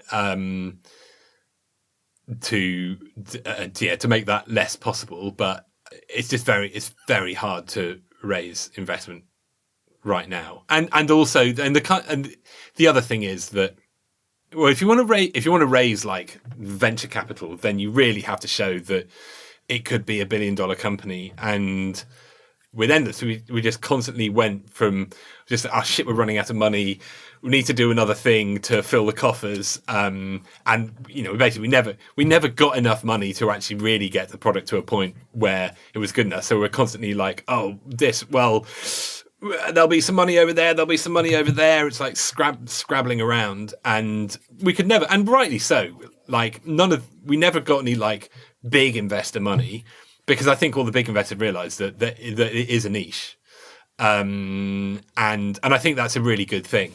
It's a really good thing that it's a niche, because, but you just have to like build. You have to build within your means, and that's the big lesson there. And I think macroeconomic environment is very different now, and I think it's very hard to find investment for anything now, even AI companies. Oh, really? Yeah. I think it's all well, when you can stick your money in some government bonds and get a 5% yield, or you can stick it in some venture capital firm that has absolutely zero guarantee of even returning your money, let alone, then the rich people are putting their money into much safer things now. Interest rates are higher, so. But anyway, I'm not dealing with that world anymore, ever again. Complete sense. You are like, you've learned your lesson, but in that sense of just like, I completely understand why you would say that. And I would, as you discover and as you are operating, there is a scope to be an independent person, and through Patreon, there are means, ways and means to be small and like just do your weird little niche thing. I can definitely say, speaking personally, I have now spent a year being self-employed, doing a really weird niche thing of making YouTube videos that get like 5,000 to 10,000 views, in a couple of months. But that is enough to like keep my little family, like the mortgage and the lights on, just for now. For now, I'm not like making loads of money. I'm just like, but I am making enough just to like keep our little family going, and that's fine. That is possible. The fact that is possible, and so likewise for yourself, it's like you can work that way, and that feels less stressful to me. It's clearly it's less stressful. Yeah, it is and it isn't. I mean, there's a huge amount I miss about running a company. Having a team of that's probably the biggest. I miss the team the most. I'm still really feeling my way out with this whole thing, because I just discovering the things that I do like about having when I say having a company, like having working with a team, much as like I'm never going to go down that selling bits of a company in order to fund the activities of a company. I'm never again. But there are many benefits to that. I mean, just the number of investors and who all lost their money, and thankfully I lost the most money out of everyone. That I would it's not comfortable, but it's how it should be. Having that responsibility to the investors, and constantly being forced to like hone your narrative for new investors. There's lots of good stuff about it. Like, it really makes you think, and it really makes you practice, and it really makes you drill down on like, okay, what's the narrative here? But ultimately, the downside of that is you just get caught up all the time in narrative and positioning and communications, and investor stakeholder management and all of that stuff. None of these are actually the business of making a cool thing and exactly putting it in people's hands. But what I'm realizing now, I didn't realize at the time. I felt like I had a huge amount of clarity, even though it was like it's an absolute shit show all of the time. Like, even if you run your own company without investors, it's a shit show all of the time, and it feels like the wheels are falling off all the time. And I got very used to that. But then also, I felt like at any one, I could get up in the morning and there was always like 100 fires burning, but I had an instant razor sharp intuition for what were the three most important fires. And I thought arrogantly that was just because I had really good intuitions. But what I realized is that those really good intuitions came from talking to investors, talking to the team, talking to advisors. I spent most of my day on calls talking to people, and that was where I got the clarity. And so now I'm back, solo guy building stuff, trying to manage how to split my time between building things and making content about things and promoting things. It's really challenging, and I don't have that clarity anymore. I feel like I've lost my compass there. Yeah. So I can empathise as a person where it's like, it's one thing to make a video, but it's another thing to like send the bloody tweet and do the thing. And did you watch the video and post it on the thing? And then like, did I titles and thumbnails? And yeah, many of these are like, in big companies, people have those jobs individually. Marketing is a job, and content creation is a job. And so on and so forth. Yes, you have to wear all those hats now, and that is, it is hard. I suppose, like, it would be interesting to talk about your thing called Scape Shift. And I can in my own words, like, again, I get another call from Tim Axel. Like, that phone rings. Tim's got something. Basically, you were like, I've been making a thing. You started making it from your bed in hospital, and I suppose, in the nutshell, for those who are not familiar with Scape Shift, and I'm going to put words in your mouth, you can disagree with them or agree with them, but that basically it is a Reaktor ensemble that, and I would put my little spin on it, is like, it's basically what you build a modular synth to do, is like, or you might, which is that you might build a modular synth to be a kind of generative groove box that can, has a load of Turing machines that you roll the dice and then lock them, and they'll just spit out melodies. And if you like what it is, then you leave it. If you don't like it, then you keep spinning it until you like it. And there are beats and there are effects, and it all kind of mashes together in a wonderful way. And basically, you steer that musical contraption, and you make music. And I had a friend of mine who makes computer games, and he was like, I'm developing a game idea. I could do with some music for it. And I was like, oh, you should check. It's literally like the ad. It was like, it's like, oh, what are you drinking there? Well, I'm glad you asked me. I'm drinking water, sponsored by the Water Board. And it's like, oh, you should check out this thing. It's called Scape Shift. And I got it going, and I was like, and it was just making this really like slow, amazing sort of Ortechery, like big brass, like chords into 50-second reverb, but because of all the side chaining and stuff, it actually sounded like a record. I was like, man. He was like, oh, this is actually really good. I was like, yes, you need Reaktor, but this could be a solution for you. You can make some music for your game quite simply. Sounds, and I have questions to lead into this, but to set the stage, it's this amazing tool, and it lets you create music very easily. And I suppose, I'd be interested in, your thoughts about what you think it is uniquely good for. But I think the thing that I really want to zero in on is this concept of generative music and accreditation as well, because it was something that came up. I did a video of it. Some people rightly shared their thoughts, and there was some quite negative thoughts of people who are like, I can't, and I've got a comment recently. Someone's like, this is cool, but I would never take credit for anything that I made, that I made with this, because you made this. And so my question is, and I think it would be fun to try and let's solve this debate right here now in this podcast, Tim. We're gonna work this out. We're working all out. How much generative is enough, and how much is too much that you can't take credit for it? How can we resolve? And I will preface, sorry, it's a long intro. One more thing is, on my Atari ST, there's an amazing program called Music Mouse by Laurie Spiegel.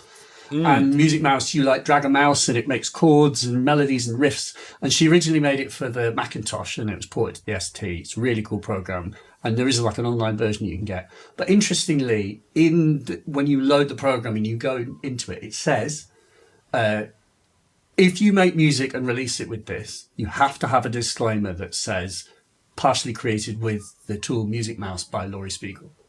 And you don't have a similar thing for Scapeshift. So my big long intro is, let's talk about accreditation with generative and what are your feelings about what you can take credit for, what you can't, and how should people think about these tools?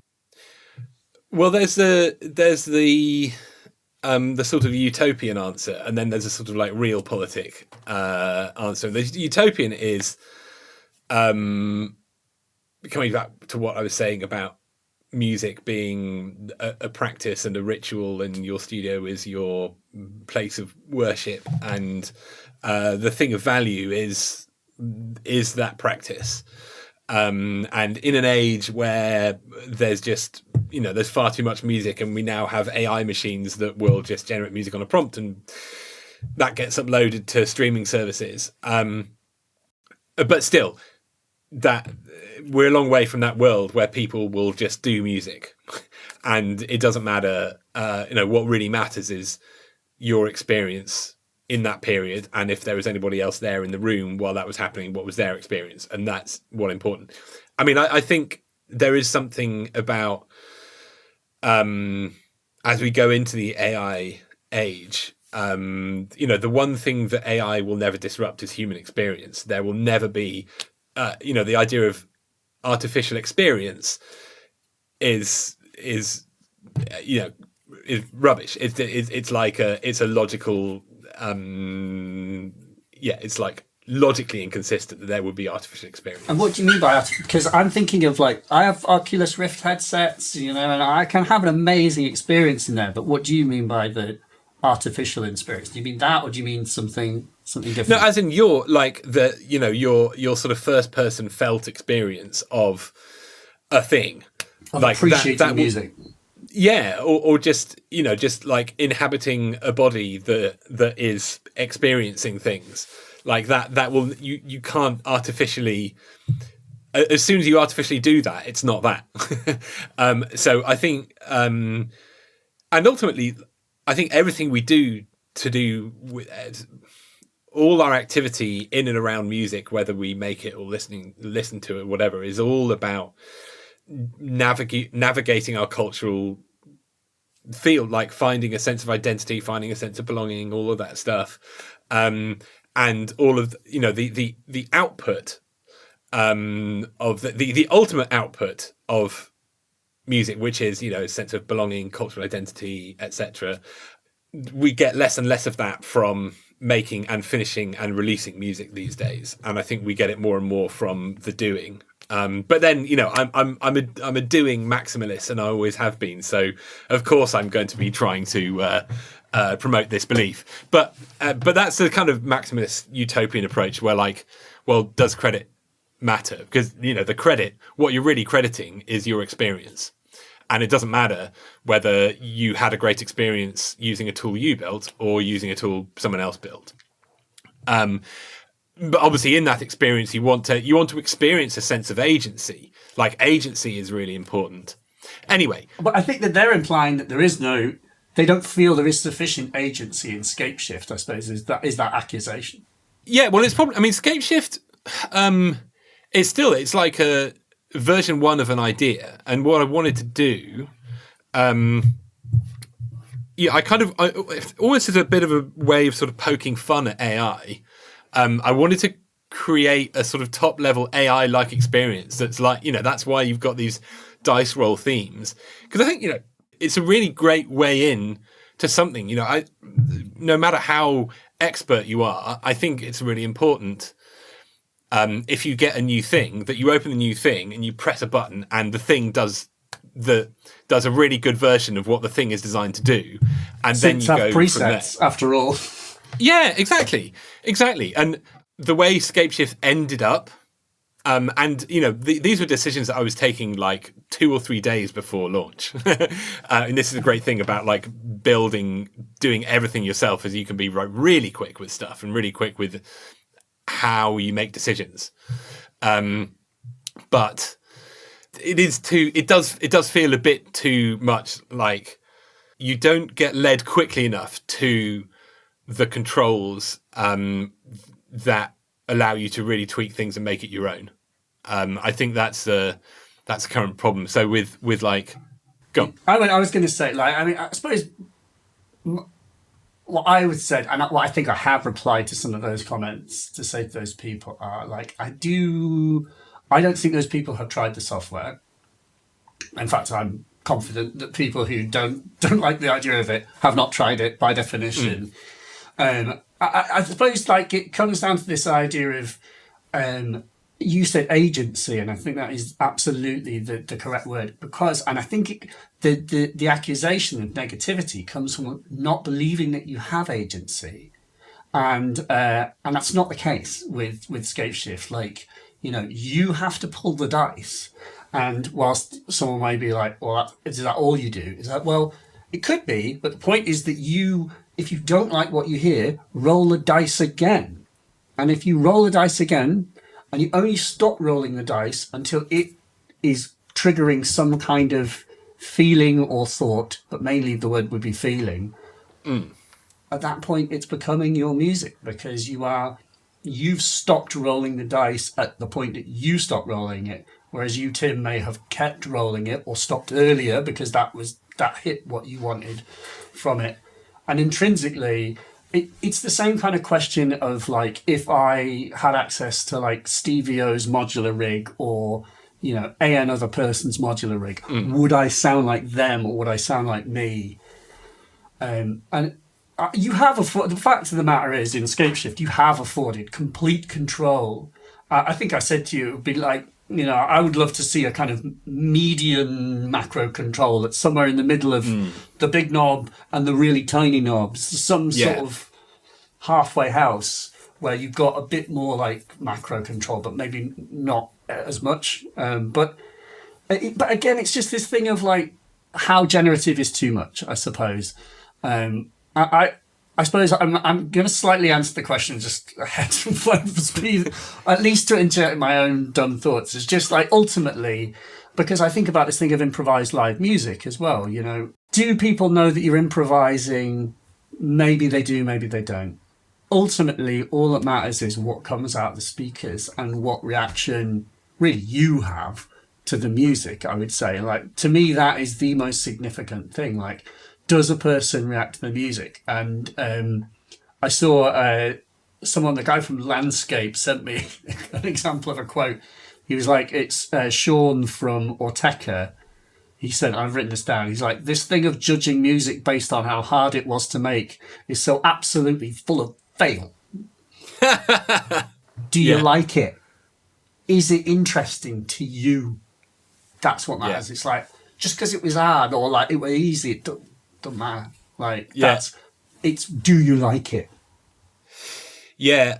I mean, yes and no. I think to sort of root for the critics a bit, I think craft is important to people, to come back to this sense of like identity and culture.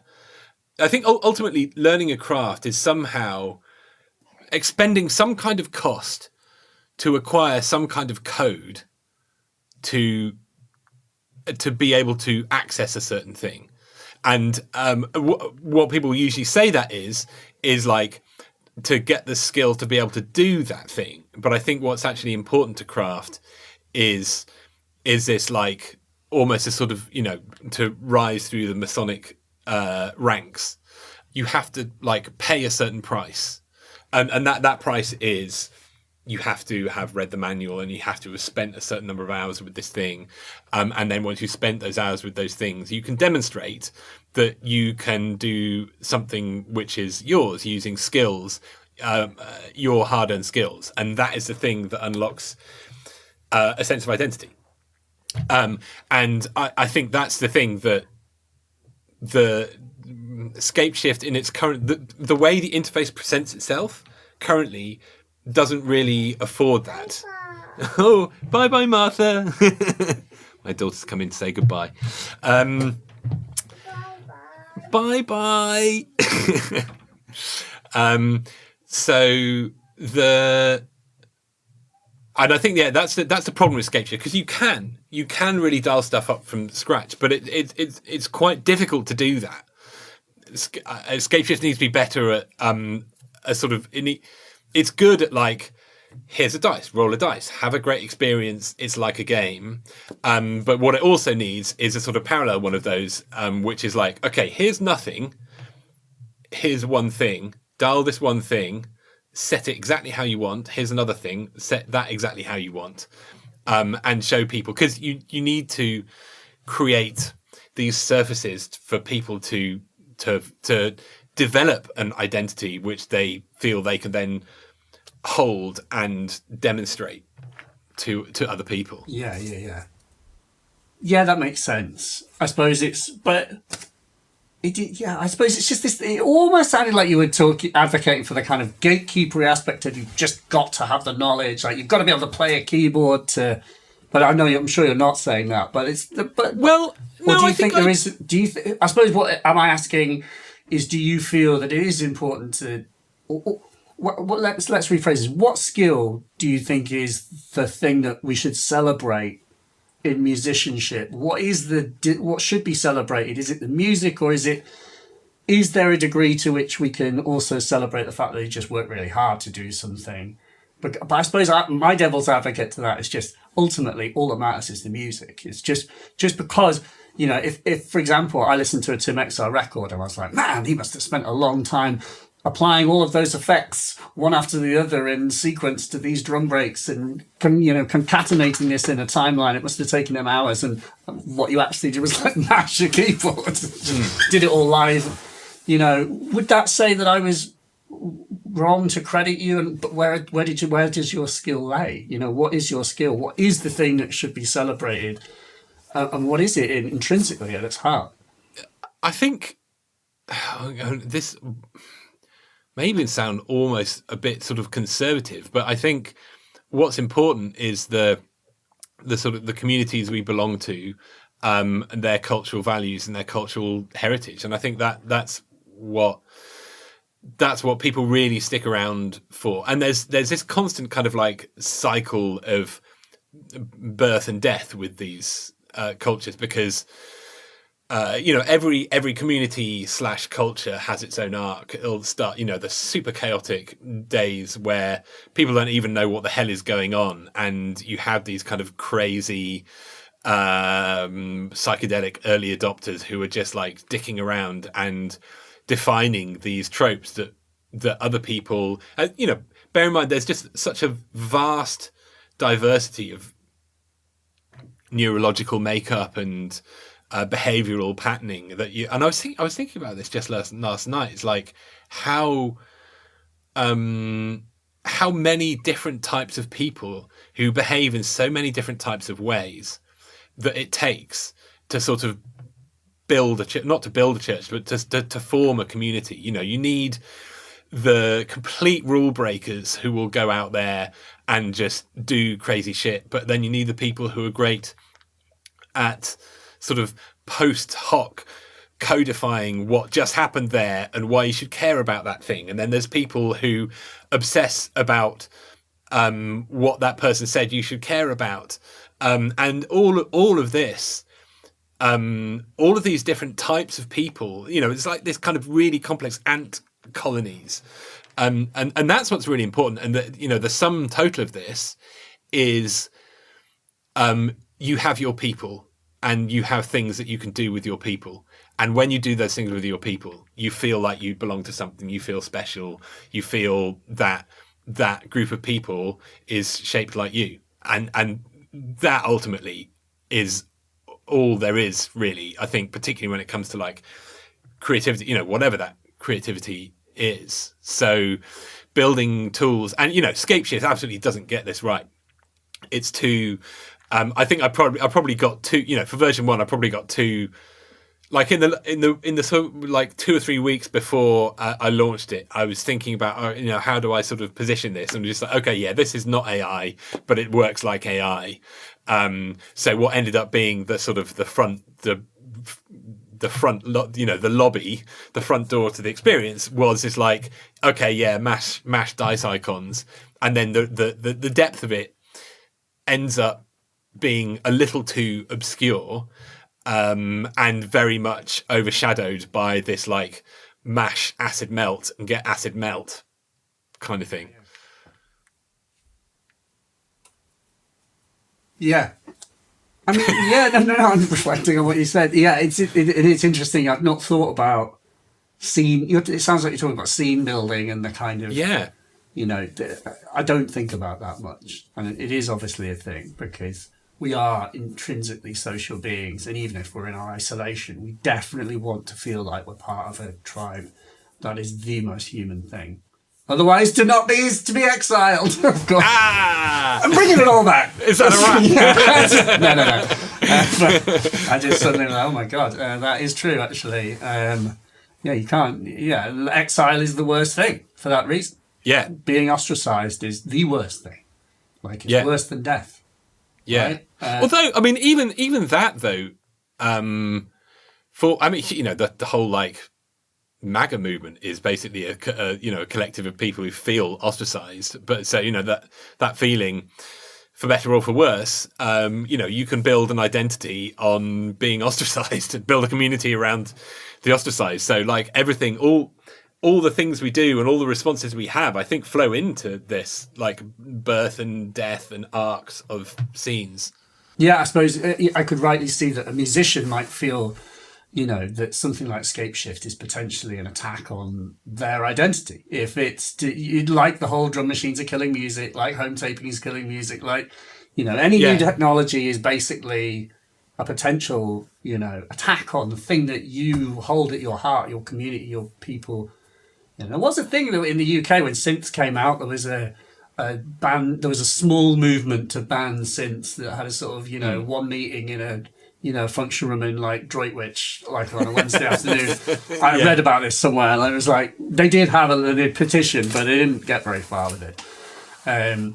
You also made me think of flat earthers, which is to say, because the thing of people who believe that there is a flat Earth find great community with other people who believe in flat Earth, and it could be people that have naturally hold an outlandish view, but like they find their people, and that's hugely gratifying and important because that is the most important thing for a human to have.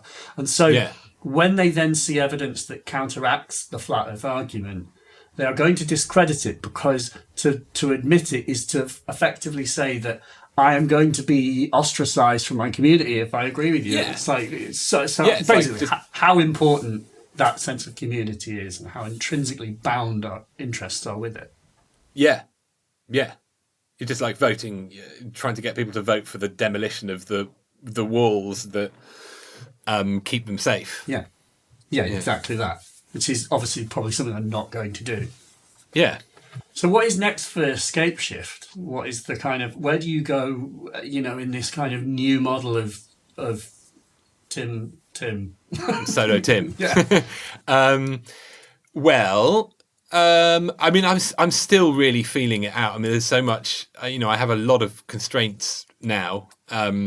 Still, financially, I've got pinned with a whole bunch of liabilities from the company that I'll probably be paying off till retirement. So there's, I don't really understand how this works in the sense of like, what is the financial penalty and things, were you bankrupted? Is that like, and does that? Well, not personally. Yeah. I mean, the company is, and the assets have been acquired. I think it's probably too early to say by who yet, but less than the liabilities of the company, and a bunch of that. Basically, like we had a company overdraft, and I had to underwrite that personally, and I owe all of that. It's tens of thousands of pounds, and I have to repay that. Yes. Yeah, it's it's not fun. And then with kids, and then still, I mean, I'm much better from the cancer surgery, but like, I don't have a bladder, and I don't have a prostate, and I've got a stoma bag, and all of this stuff. So yeah, there's still a lot of stuff, and figuring out like, I mean, thankfully, I still have the Tim Exile like limited company structure, which I kind of kept that just on the back burner while I was doing endless stuff, and I'm quite glad I still have that, because there's a bunch of stuff that's like would have been a whole bunch of effort but isn't now, and I can just so I'm just spinning that up. But that's from the sort of like back end perspective. In terms of what I'm building, I'm being very, I can be very trial and error-y, but the thing I'm building right now is, well, it started out as a mapping scape shift to Ableton Push, but the more I got down that route, it's basically turned into a completely new product that's basically like a hardware product. So, and actually because when we were first talking about this, you were saying, I want this to be a live machine, I want it to do these physical things. Thing I can, I talked about launch control, EXILE, Novation launch control, and just like map it, something like that. So you can just squiggle it. So it's still, I've just gone insanely deep with it. And like, basically there's two main views. You've got this place where you can explore ideas, and it's got, up to 10,000, you can save up to 10,000 patterns. And you can twiddle, and then you can pick out those best patterns and then put them on this page, which is like the live performance page, where you can, okay, these are the ones I like, and you basically can build these little collections, and then you can perform within those collections. You can wander them, you can bend them, like with the touch strip, you can kind of like morph between two patterns, and then you've got all the knobs at the top to do. So, and then I'm building like a UI to actually go on the push screen as well. So I want it to feel like a piece of hardware, partly because I want to do live shows with it. And also I just love making as good as a user experience as I possibly can. So yeah, I'm going quite deep on that. My goal was to get this out by the end of Feb, but there's not much of Feb left now, and I'm Feb's still annoyingly short after January. Feb is annoyingly short, but for the just for the sort of household hustle. Understood. Basically, I'm not going to stop until we're making at least as much money as we spend as a household each month. That's sensible. Which is sensible, right? Really sensible So goal. I'm in a bit of a sort of like hunted rabbit mode. But yeah, working with my friend Josh on a web shop, so kind of slowly building, because there's also some other products that I did, like this synth called Slew, shed loads of oscillators and resonators, SLOO, and Slaw, shed loads of resonators. Bringing that back, just over time, build up a portfolio of cool products that just like are always maybe slightly over the horizon in terms of what is happening right now. I think this is generally what I like. I like to do things that are like, oh, hey, how about we do this thing differently? And then try and build a really good, like, magical user experience around that. That's my plan. Build that up. What is the future of music technology?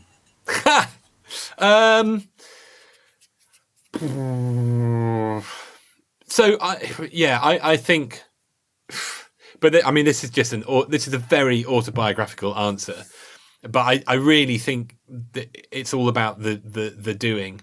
I think the impact, the importance of recorded music is just going to drop.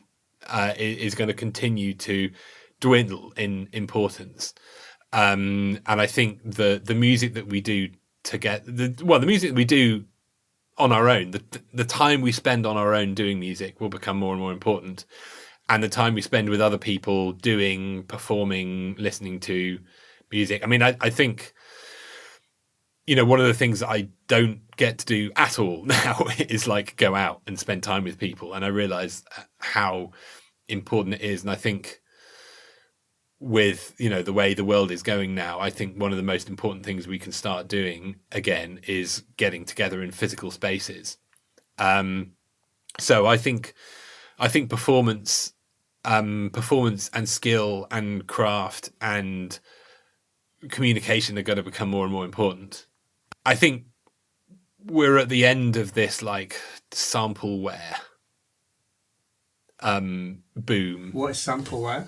Well, like just sample packs. Basically. Oh yeah. This sample pack world, and Well, there's a few the private smorgasbord equity of firms sounds. would disagree. Like, let's have a few more.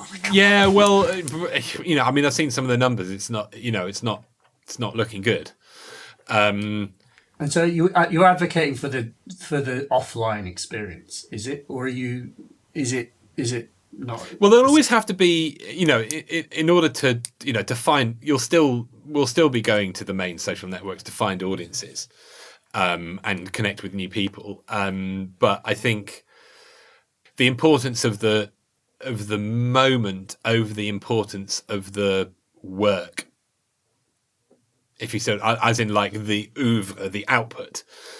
It's the journey, not the destination. Basically, that all that kind of stuff. I think we're going to see that play out more and more.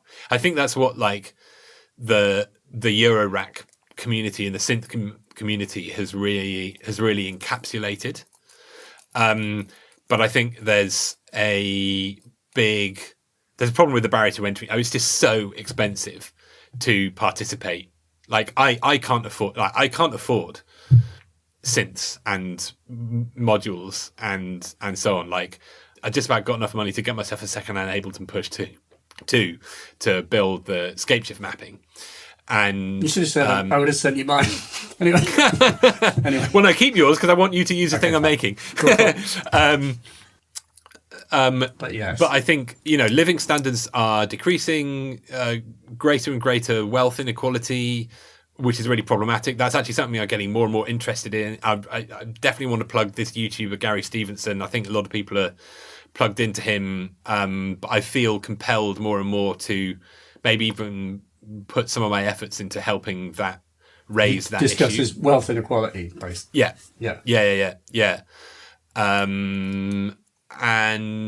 But all of this means that I think where music tech is really at now is in the world of doing, and the world of doing is really the world of like hardware and synthesizers and Eurorack.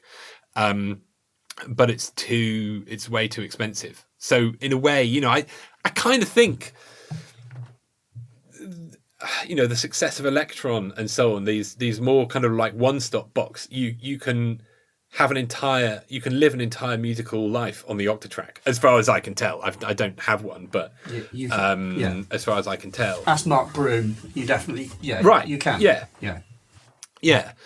So I think things like that are interesting to me. That's kind of why I'm really going deep on building this kind of scape shift experience for Ableton Push. Can you also make a retrospective looper, please? Well, I am actually, because I've still got the old Reaktor patches, and I realise that I'm going to see how well this like Ableton Push. I mean, it's basically it's bounded by the intersection of people with Push and people with Reaktor right now. It's a Venn diagram and a half. That Venn diagram, and I don't know how many people are in that Venn diagram. So it's going to be interesting to see basically how many people pay for this thing. But if it's if it's sort of workable, then I definitely at the back of my mind got like, oh, okay, well maybe I could build mappings to probably to Push, because it's just, I think there are lots of them out there and it's a very capable piece of hardware. Also, well, yeah, Launchpads, yeah. Problem is no knobs. But still, yeah. But anyway, looping. Yeah. Oh yeah. The challenge is that to really make a good experience, you really have to build a bespoke interface for each controller. And that's why I'm just like, okay, I'm just going to go really deep on Ableton Push and make a very Push specific interface. Rather than a sort of generic, like map a few pads to a few controls and map a few knobs to a few controls. I know that I can build a way better experience than that. Well, Timothy, I wish you well. You too, my friend. Thank you for having me and for supporting me and asking me really nice questions. I feel witnessed. Well, thank you. It's nice because I don't really, honestly, everything's on so much lockdown. I hardly get to speak to people these days. Everything's on such lockdown with what I have to do. So this is like a wonderful start to a Monday morning. Yeah, there really is no time. Just, make things, promote things, supply, meet needs of kids. Yeah. And that's it. And I'm hoping by the back end of this year to kind of get out of this. But it's trench warfare right now. Yeah, fair. Okay, well, buy Tim's things, please. Yes, buy my things. There'll be more things to buy soon. And hopefully, I want to make them affordable and good value and fun. Anyway, blah, blah, blah, blah, blah. Sell, buy, sell, buy, sell. Yes.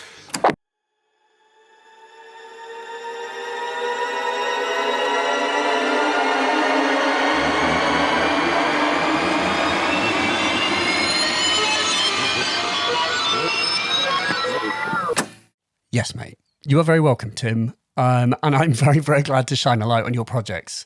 I remember getting a call about Endless and being like, this is actually solving a problem that I have had in music. I have been using music tools like Ableton Live for a very long time, and I am finding that I have a severe case of loopitis. I cannot escape the loop, and yet Endless by design forced me to escape the loop. I had to make music in a progressive way that was really by design what it enabled. And I think that combined with its retrospective looper thing are some really, really, really, really significant innovations that I've not seen elsewhere. And I so hope I will. I would encourage you to support Tim any way that you can. And if you go to patreon.com/Tim EXILE, then you can either hop on Tim's Patreon thing and donate every month.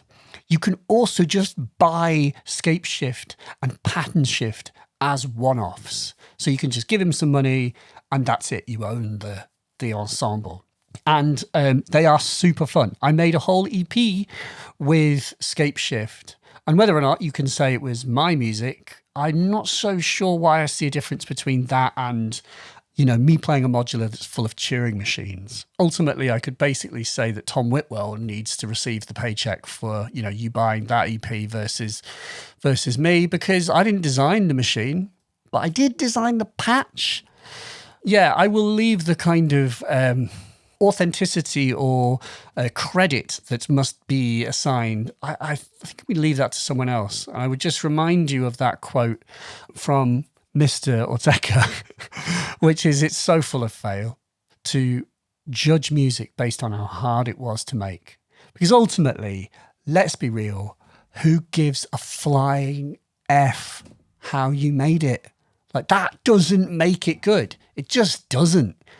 No one put something on just because it was hard to make. That's just not a reason that anyone listens to music. And I am willing to go to the grave believing that, because it's just fucking stupid to think any other way. It's just a fundamental misunderstanding of why people listen to music. People listen to music because it creates feelings. I heard an amazing quote, which is a Tom Waits quote via this book, Big Magic, where Tom Waits said that music is basically, it's just decoration for the inside of someone's mind. That's what music is. It's just some decoration for the inside of a mind for a little while. No more than that. So you can definitely overthink these things. You're just decorating someone's internal landscape for a little while. So yes, I think my biggest takeaway from Tim is this whole notion of Tim's kind of arrogance, the wrong word, but just his sort of assured certainty that if he has an idea for a thing, then he has the skills to build it and actually make it happen. And he actually makes it happen. That's really powerful. And I think anyone is capable of that with enough effort. I think it's really hard. The thing that I was getting at when I was talking to Tim about Reaktor and kind of what I worry about is I worry that there is a general trend of can't be askedness that is applied to music. We can get into a lot of danger if we only sell music tools based on how easy they are to use, because you can start to sort of brainwash people to think that that's the only way that a piece of music software needs to be designed. And then it can't contain any depth. It needs to be pared down and simplified to its lowest common denominator, because you're not going to try, are you? If it's too hard, you're all lazy bastards, aren't you? You can't be asked with this. You're all teenagers. Your attention span's been shattered, by fucking TikTok. So, and this is what I think people do think that to some degree. I think there is some truth to it. Like, we are definitely shattering our attention spans by using our phones, because Instagram and all these other applications are utterly, utterly, utterly designed to hook you and to stop you thinking. The thing of TikTok where it is, what is it, TikTok? I mean, I can't remember the stat exactly, but roughly off the top of my head, they were like, it takes about 260 TikToks for someone to get addicted, which is about the same amount of TikToks that pass in front of a human eye in 30 minutes. Like 260 videos in 30 minutes. Like, is there any good that can come to your attention span? Or is there anything you can learn by flicking 260 times in half an hour? Nothing will be retained. Like nothing. Oy. And it is a problem. So I guess what I'm saying here is that it's nuanced. And the fact is that there is some truth to the fact that music tools do need to be easy to use because people are attention starved. But I do think that Tim is a great example that, it doesn't have to be this way. And that if you really do have a vision, then you can make it happen. We are, as we well know, with the golden age of YouTube and so forth, like you have got amazing learning tools at your fingertips, and this like notebook, Google Notebook thing that I've been messing around with, where you can basically upload manuals and be like, I don't want to filter through a manual. I just want to ask a question as if I'm talking to an expert.